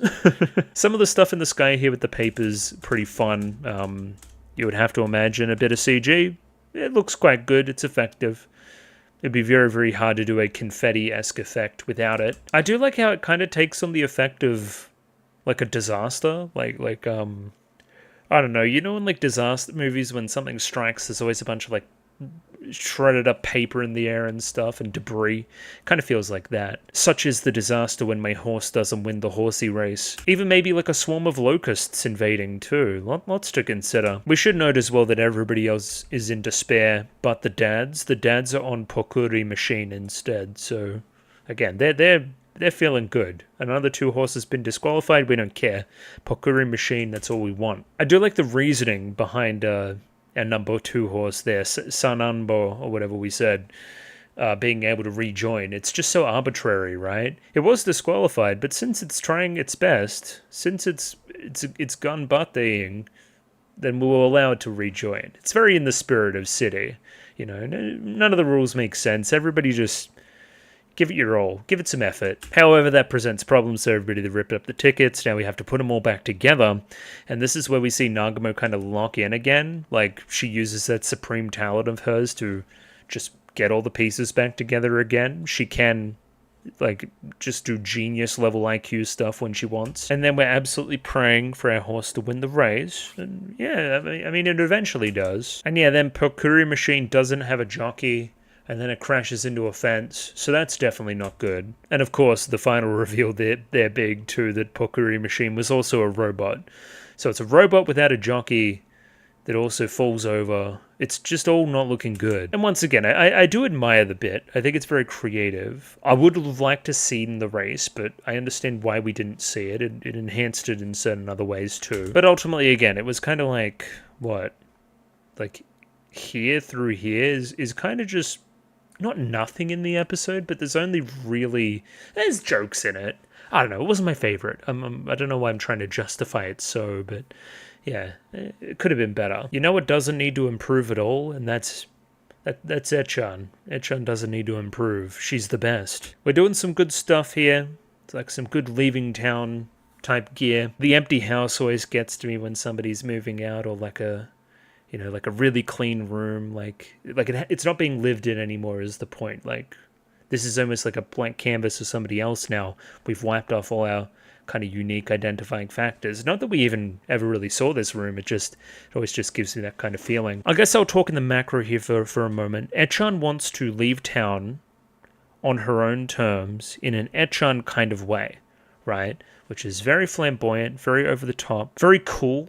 She's conscious about being cool for sure. Echan, from the very beginning when we saw her in class, she's always kind of mysterious and likes to prioritize like a joke or a goof or like a gag above most other things. And this was her kind of idea of that. She's going to go back around town to all these places and just kind of touch them one final time. Now, for me and for fans of the show, obviously, again, we recognize all these places. It hits us in our heart, But it's not what... Like, they need to cut the bullshit. They need to have like an actual genuine, like, hey, I'll miss you. Goodbye. We're not going to see each other at least regularly again. That sucks. Let's, at least try and make that a little bit more official. I don't know. It's cutting through the bullshit, basically. This isn't a game. It doesn't need to be a game. We through the game, we found something genuine. That's kind of what we're getting at overall with the Echan stuff in both episodes 12 and 13. Of course, we'll talk through the execution in a little bit more next episode. But yeah, for now, she's just going to go around thanking people and touching stuff. And they know how to hit me in the fucking heart, too. They're playing that damn song. The same song that played in the whole Pumpkinhead stuff when we were explaining that we were leaving in the first place. It's good soundtrack stuff. Don't think I forgot about Piranhans or whatever the hell. I'm sure they had a huge part in the whole musical theater stuff happening later on too. They're very, very talented, damn it. I do like Echan's thing with our barber here too. The Pumpkinhead and the advice and the thanks and the... Yeah, I don't know, it's a cute relationship. And yeah, I mean, I don't need to call them all out. These are all locations from early in the show, maybe even in order, which is again recounting all the times we were with, Matsuri. It's great. Like this one here with the canned stilts. It's, yeah, they're doing all the parts they should be doing. And the final step on the journey here is to run by marker bays and just kind of touch the mascot out the front and then be on my way. Like, again, she has like a really satisfied like smile on her face as she's doing it. It's like this really kind of, touching moment. But then, yeah, Matsuri finds her. Oh no, I didn't want to see you again like this. We already had our, our final meeting kind of a last episode, a few episodes ago, where we said that we would meet again. Like, why do we even need to talk again? Why should we... I should also state the obvious. She's sad and she doesn't want to talk to her friend because it'll make her sad. And again, so much of their stuff has been about just being happy. The pushing the happy stuff and the ridiculous and not being real.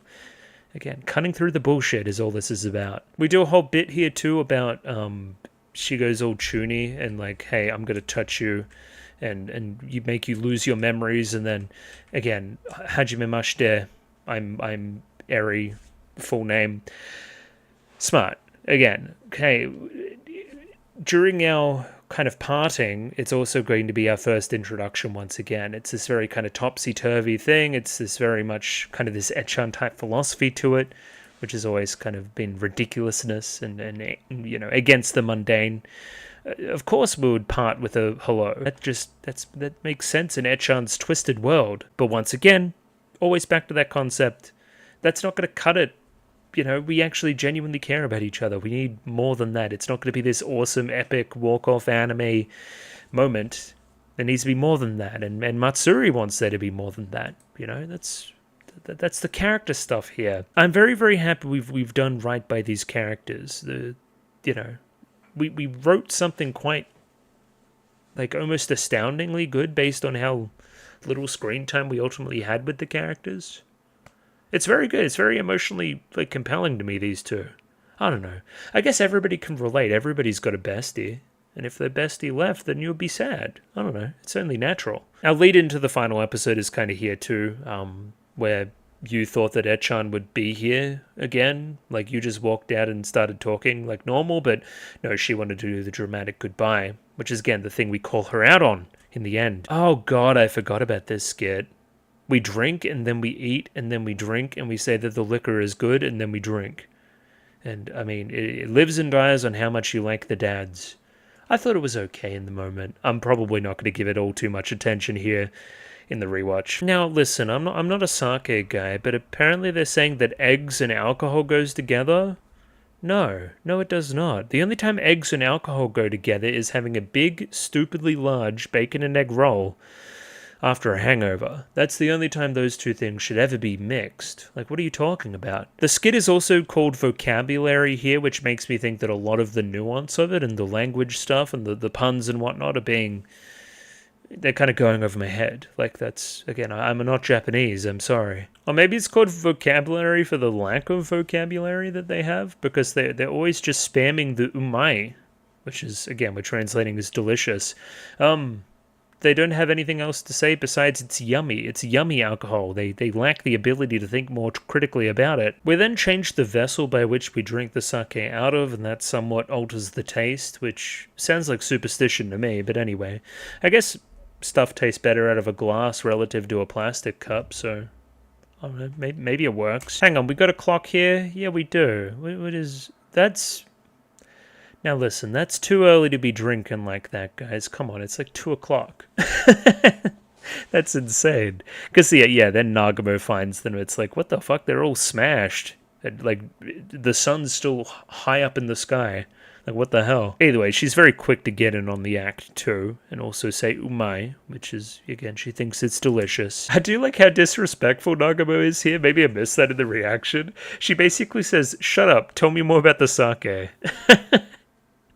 Like, I don't care about your little summer vacation adventures. Just give me more booze. And I guess, based on her spamming of umai, she gets introduced into the fold. You know, everybody has the same thing to say about alcohol, of course, so she's very welcome. Oh yeah, we do a shooting star thing here at the very end, which kind of very smartly runs into our star stuff at the start of episode 13, so that's noteworthy. And yeah, it's very pretty. I'm not just talking about the stars, I'm talking about Nikura's awesome hairband. Very, very cool. Yeah, I mean, it's a pretty simple one. It's based on wishes, and we play off Nagamo's selfishness again, which is something we did in the very start too. It's good. It seems there's some superstition involved here too. You say something akin to you need to say the thing 3 times per star, and then instead of saying it 1 time per star, because I think there was, anyway, it was all very confusing. But we think that you're wishing for world peace, but you're not. That's a fun reveal later on. And once again, I feel like Wako Izumi is just kind of along for the ride. You could argue that some of these group scenes between these 3 do get a little bit repetitive. So again, early in the episode, we had Nagamo almost like trying to outwit everybody and try to get one over. Like, again, she's wishing, she says that she's wishing for world peace, but in fact she's wishing for the most selfish stuff possible. And again, that kind of gets revealed in time. You try to press advantages when you can, and again, there's always egg on your face by the very end. Nikura, likewise, she's very easy to rile up, and Wako Izumi is just kind of this outside presence, just, you know, speaking the truth and, you know, just watching the ensuing chaos.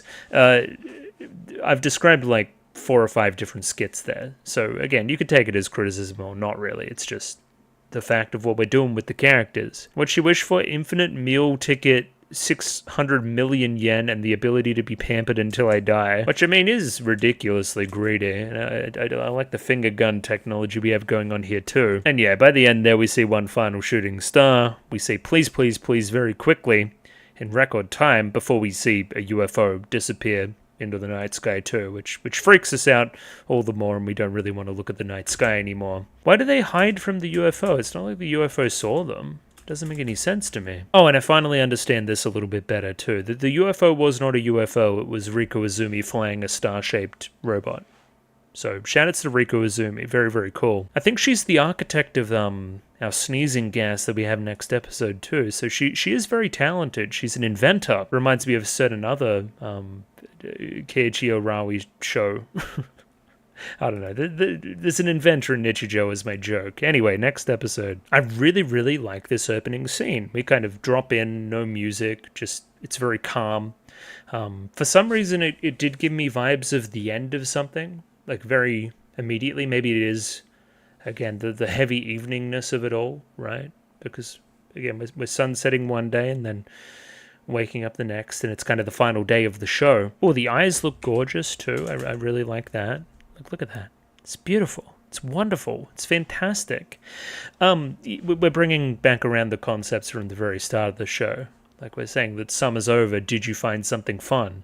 Which again was kind of the premise that we went into with that kind of last segment in the first episode. Which again generally ends with the sentiment of like we had fun and we're making memories and we didn't even really realize it at the time, which is, again, kind of the nature of most things nostalgic. Very K-On! Sentiments, which I do enjoy, of course. K-On! Being the best piece of art ever made by a human.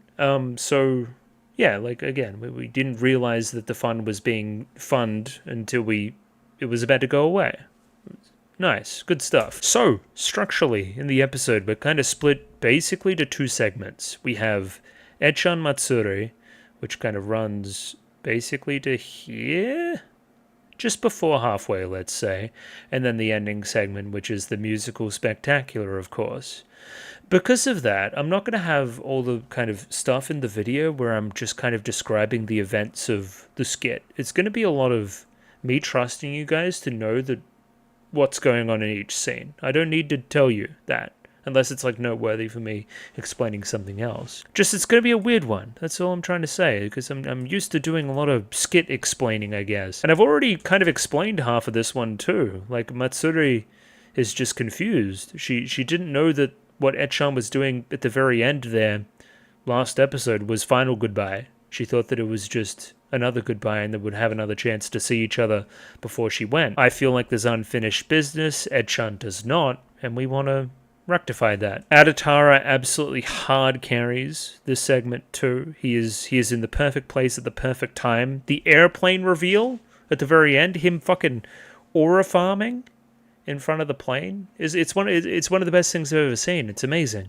I liked some stuff in the dialogue here too, where Matsuri's like, well, she wasn't at school, she wasn't at the temple. It's almost like she's revisited all these locations that she had good times with Echan at, the same way that Echan did last episode. It's very smart. Ooh, I just realized something.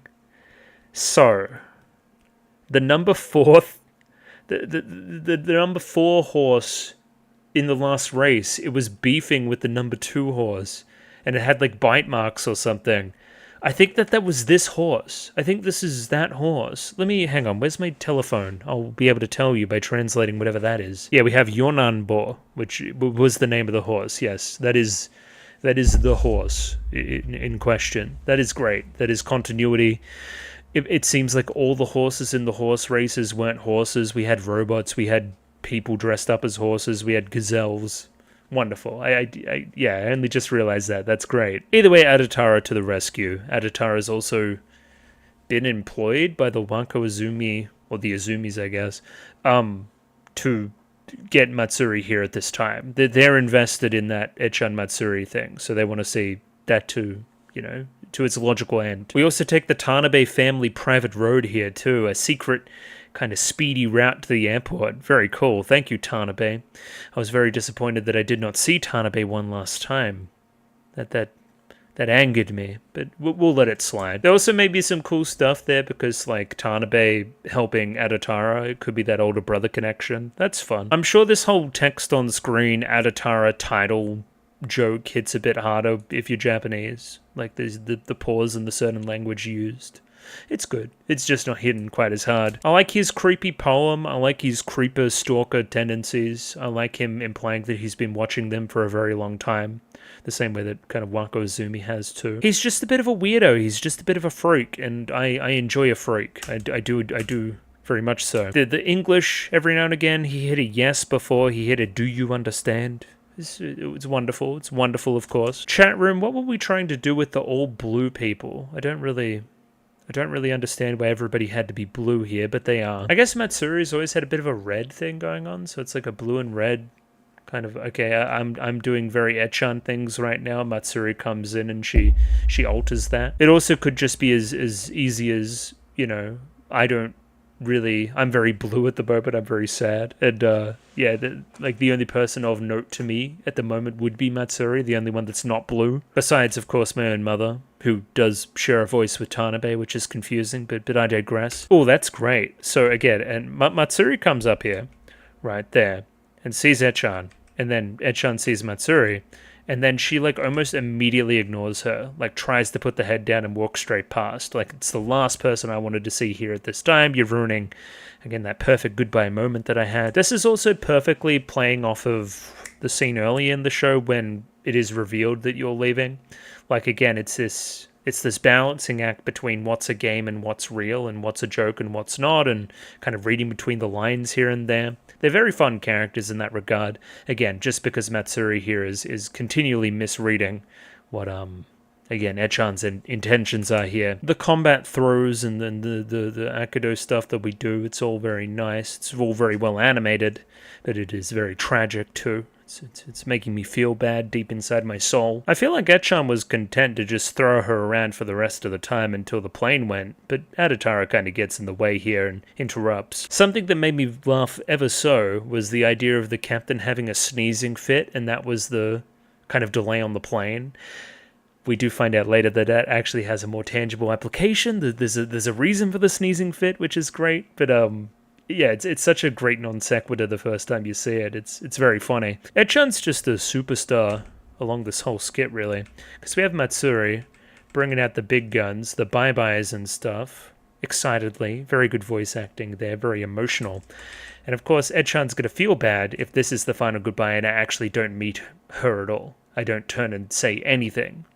And like the kind of rub on the back of the head, like, oh shit, she got me almost, you know, like that's the sentiment we want to get across. And then we come back and it's the kind of finger on the heart, like, hey, fuck you. Like, just it's wonderful, like almost like tsundere characters here. Take the hint, come on, my vision, I told you, it was perfect. In the end, I wanted us to part ways by saying nice to meet you. If we part in a regular way like this, right, where we have to say goodbye, then it's sad. And I didn't want to be sad, but sometimes you have to be sad. That's the moral here. I love Matsuri's philosophy here too. It's going to be sad either way, whether I see you or I don't see you, so I might as well see you, because I like seeing you, you know? So now we're not sad. Again, it's wonderful, it's great, it's gay, it's wonderful. Oh, this background's wonderful too. The content, it's tragic, so let's try to not talk about that. Yeah, so it's almost like pastel-y. Like we've got some like oil-based thing going on here. I love it. I do like the flip-flopping, again, back to the actual content, between delusion and real, and you know, what's a big setup by Echan because she's that creative, and what's actually us really saying goodbye underneath it all. And then, yeah, we pull back. Mako Izumi and Riko Izumi are here. And then the sneeze thing goes off here, and it's all just not good. It's always this damn little mole, too. It's very funny.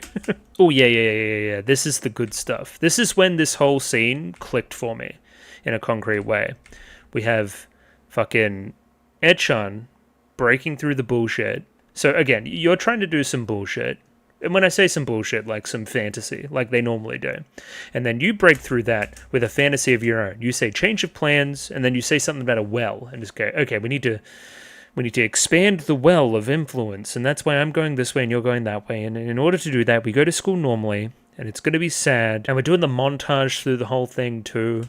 I'm sure you'll be fine. So back then, when you came and talked to me for the first time, it's breaking through a bullshit Echan Matsuri fantasy story, right? And in the middle of it, cutting through to something real and a genuine feeling underneath it all, and something that you want to say to a friend just as they're leaving your life. Again, not forever, blah, blah, blah, blah, blah. I'm sure they're fine. But it's not going to be the same again. It's just not. Like, Echan actually saying something genuine here, and then like the killer is the no, that's not it. I mean, like, she's like flustered. When have we ever seen like Echan like flustered, you know? When have we ever seen her say, sorry, I don't really know anymore? She's out of her comfort zone. and her trying to be out of her comfort zone and trying to say something real and trying to break through the bullshit and trying to do all that at this final moment is so very significant. It's a fucking great character moment. It's wonderful. I think the montage does the heavy lifting. We pick some banger scenes here to show off this relationship. Absolutely. And yeah, now the two reflect each other a bit more. The feelings are mutual. We have the red and the kind of blue thing doing. I don't know. Then it turns into a sneeze-tastic time. I think Riko Izumi here is sneezing and then almost like infatuating people. I think that's maybe what's happening. It's very funny regardless. I mean, at least Wako Izumi's entertained. I don't know why she possesses a gas mask as so, but the plane's also taking off. That's the drama here, and that's when Adatara comes through and delays the plane like a cool guy. There you go. Well, wonderful moments. It's brilliant. That's airplane stopper Adatara to you peasants. Please show some respect. And then I think we imply that everybody was in on it. Like, does that even make sense? Yeah, it kind of makes sense. Okay, that's fine. Sure. Everybody is working for Matsuri's benefit to let her have a little bit of time with Echan, which was good. There's also the passing back and forth of the Nobel Matsuri Prize between each other. It's very significant. It ties back to earlier episodes. It's very well done. It's very sad. However, we are smiling through the sadness, and you have a kind of, spring in your step, and you're leaving flowers wherever you may go.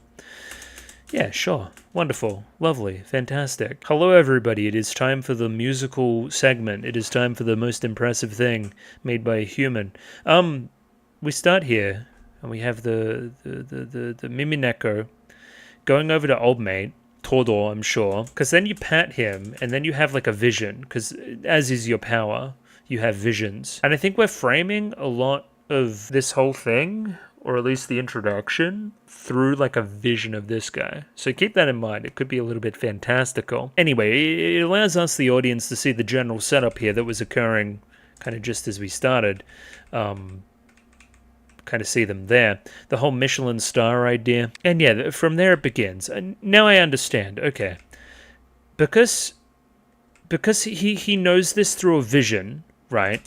He then tells old mate here, who comes here to hockey stuff, true, and then he tells Adatara dad while cutting his hair, then he tells the magazine guy, and then we overhear it, and then everybody kind of overhears it, right? It's also this great introduction to all the characters that will participate in our musical. It's very theatrical in a cool way. And I mean, I'm sure you guys sensed it too. I sensed the rug pull, like, instantly.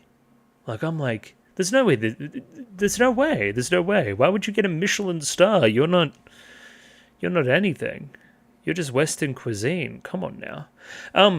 As it turns out, it was a Tanabe-esque fake award. We'll figure that out in time, I'm sure. From the policeman of all people, which was strange. What is it with the police in this town and giving out strange awards? I don't understand. Sure.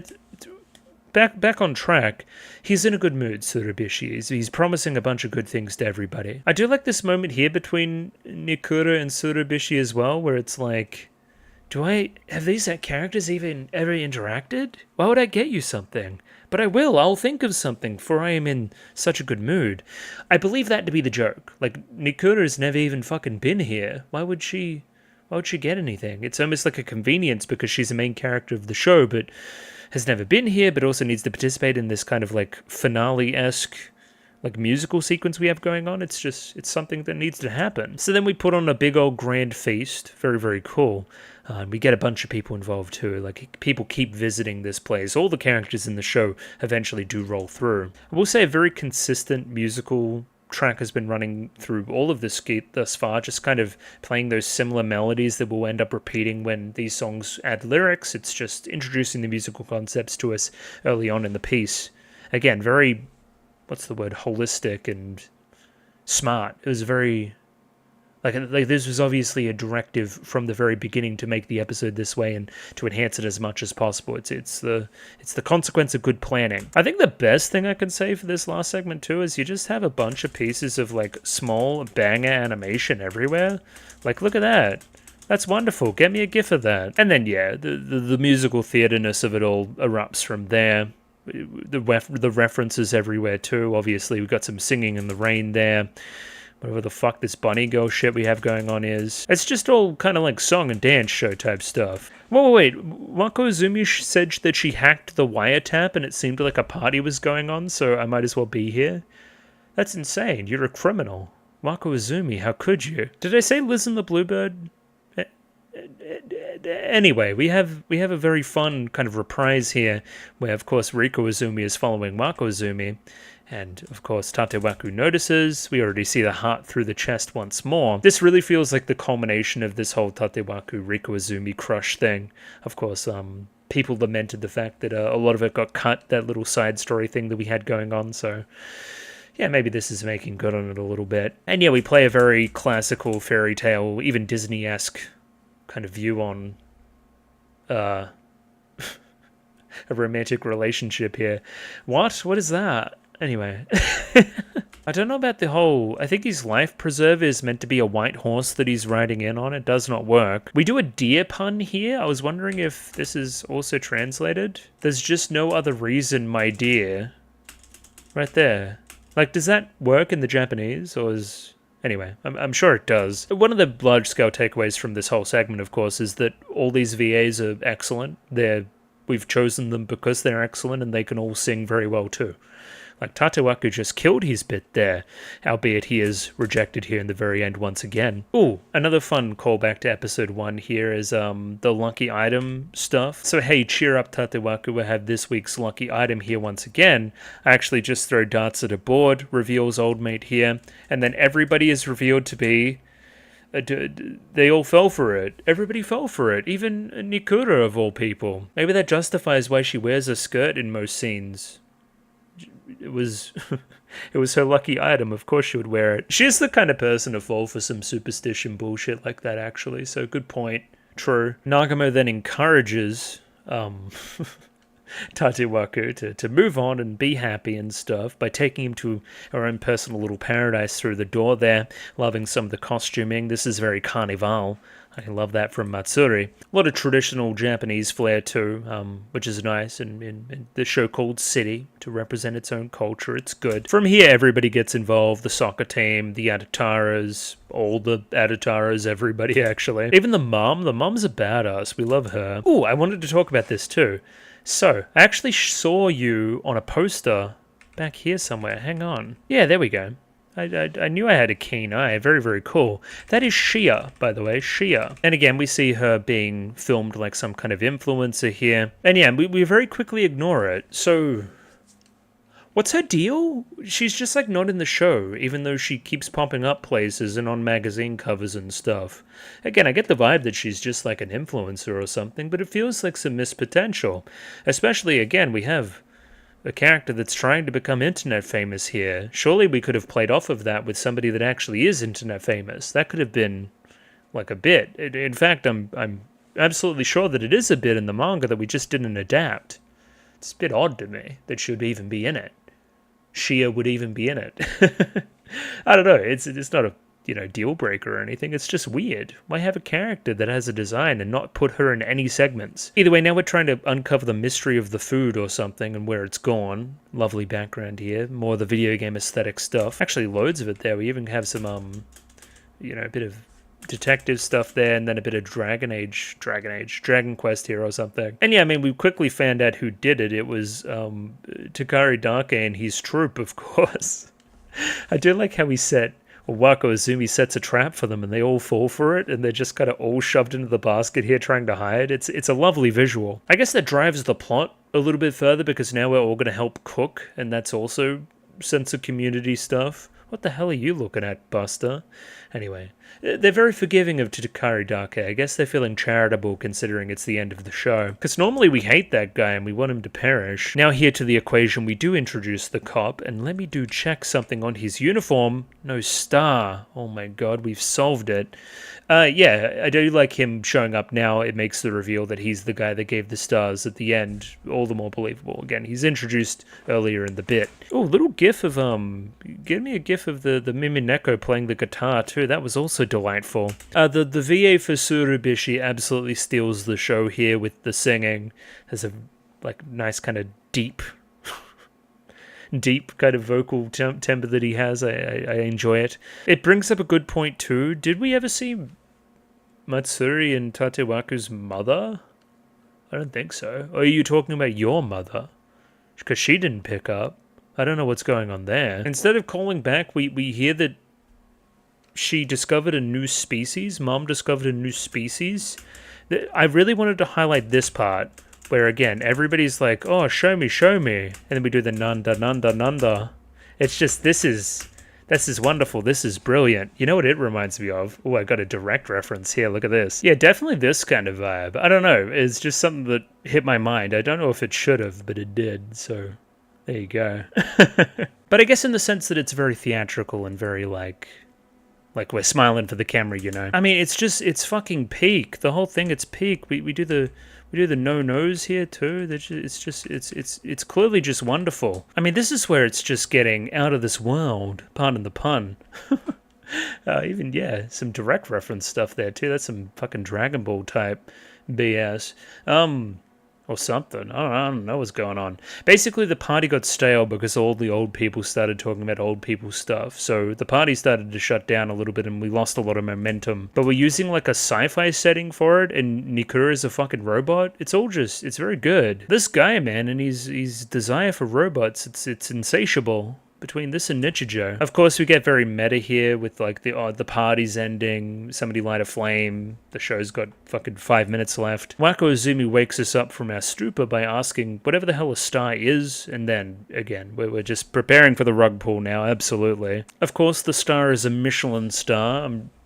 Again, most people assumed this from the very beginning, we were just kind of waiting to say it aloud. I mean, this is where we're just going fucking ape shit. Like, look at this dancing, man. It's delightful. It's the most fabulous thing I've ever seen. And then doing it once again as we're typing in the number to call the Michelin person or the supposed Michelin person.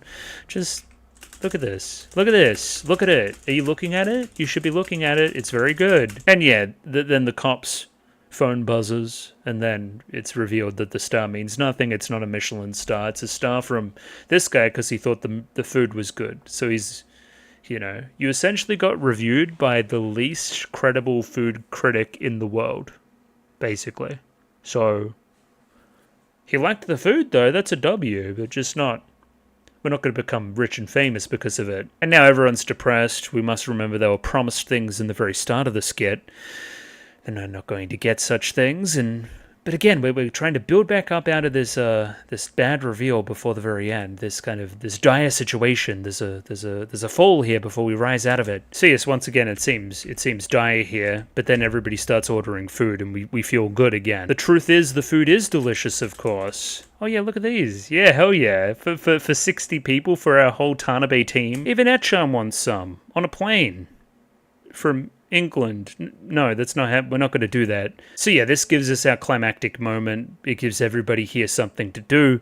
We've got this many orders from everybody in town. Everybody's going to congregate here, and we must make all the food. So everybody's going to help out. Do I need to mention that this has been ongoing since like here?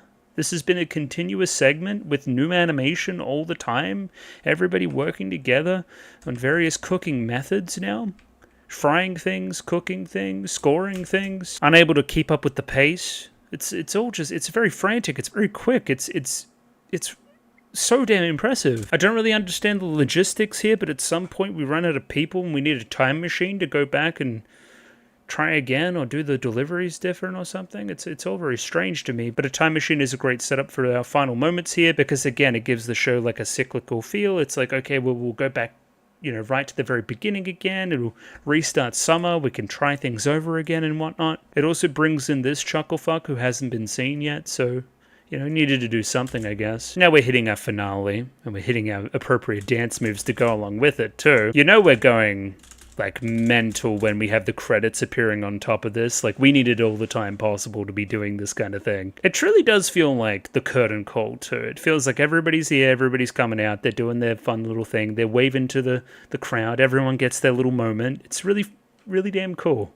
It's the same reason why a curtain call is cool. It's wonderful. It's one of the most gifable shows ever. I want a million gifs of it. I want everything. It's almost a shame that I don't speak Japanese or understand Japanese like that, because I keep needing to read the subtitles and not just look at it, man. Oh yeah, shoutouts to these two. They kept popping up now. They're basically a couple. I enjoy them quite a bit.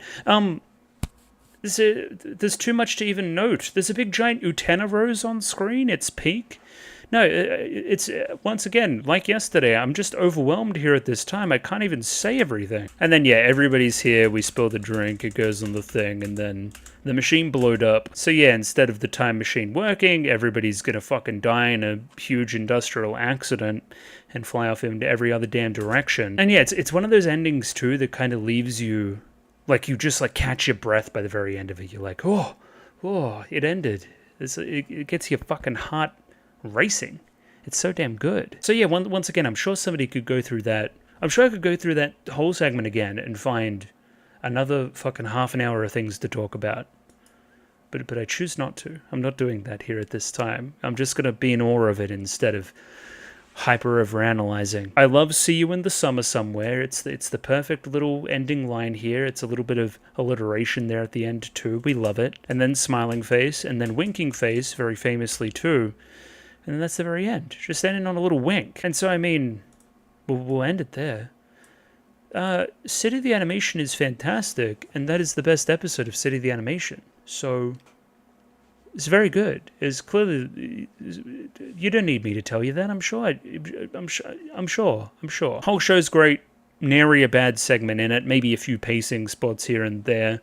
Maybe a few weaker jokes. But other than that, it's just... It absolutely accomplishes every goal it sets to accomplish, and more. When you think about the year 2025 in Japanese animation, this will be one of the shows you talk about. It should be the first one you talk about. Unless something fucking crazy happens in the next season. I don't know. Like, what even competes? I don't watch as much stuff anymore, so maybe I'm not the best person to ask about it, but I don't see anything else even close. Well... That's probably mean. Takapi. But even I would take City over Takapi pretty clearly now. Takapi's very good though. So again, that's just telling you the quality going on here, right? It's amazing. I've seen this argument kind of levied against the show too, that it's a little bit style over substance, that there's not a lot of meat there to dig into. We're just kind of, over animating the fuck out of shit. I disagree. I think there's especially for Echan Matsuri, there is a whole lot of depth there. There's some genuinely good writing there too. And who's to say that comedy and gags and stupid stuff and laughs and, just slice of life stuff doesn't deserve good animation? Of course it does. That being said, if Kyoto Animation was to want to make something a little bit more on the serious side again after this, I would not say no. And when I say serious, I mean like super serious, like more than Hibike Euphonium serious. I would like that too. I feel like that's maybe a next direction for them overall. Like, I don't think they have any franchise stuff still that they need to be doing. Like, what's Free doing? What's Surune doing, or any of those? I don't know what Kyoto Animation's going to do next, and that's exciting to me. The voice acting I should shout out too, which was amazing across the whole thing. Just we're giving like a canvas for amazing vocal performers to do their thing consistently, and they're reaping the rewards. And again, it comes from established long-term connections in the industry with all these amazing voice actors that they want to come back and work for this company. So once again, kudos. They're reaping the rewards, Focusing on City itself, too, I don't think there should be more. I'm very, very satisfied with the amount of City we got. I don't see the need.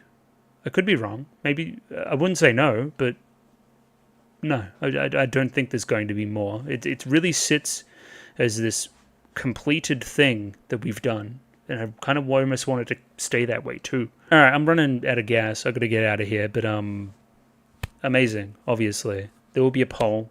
It'll be out soon. Sure. Maybe it already is out. It will be if you're watching this publicly, of course.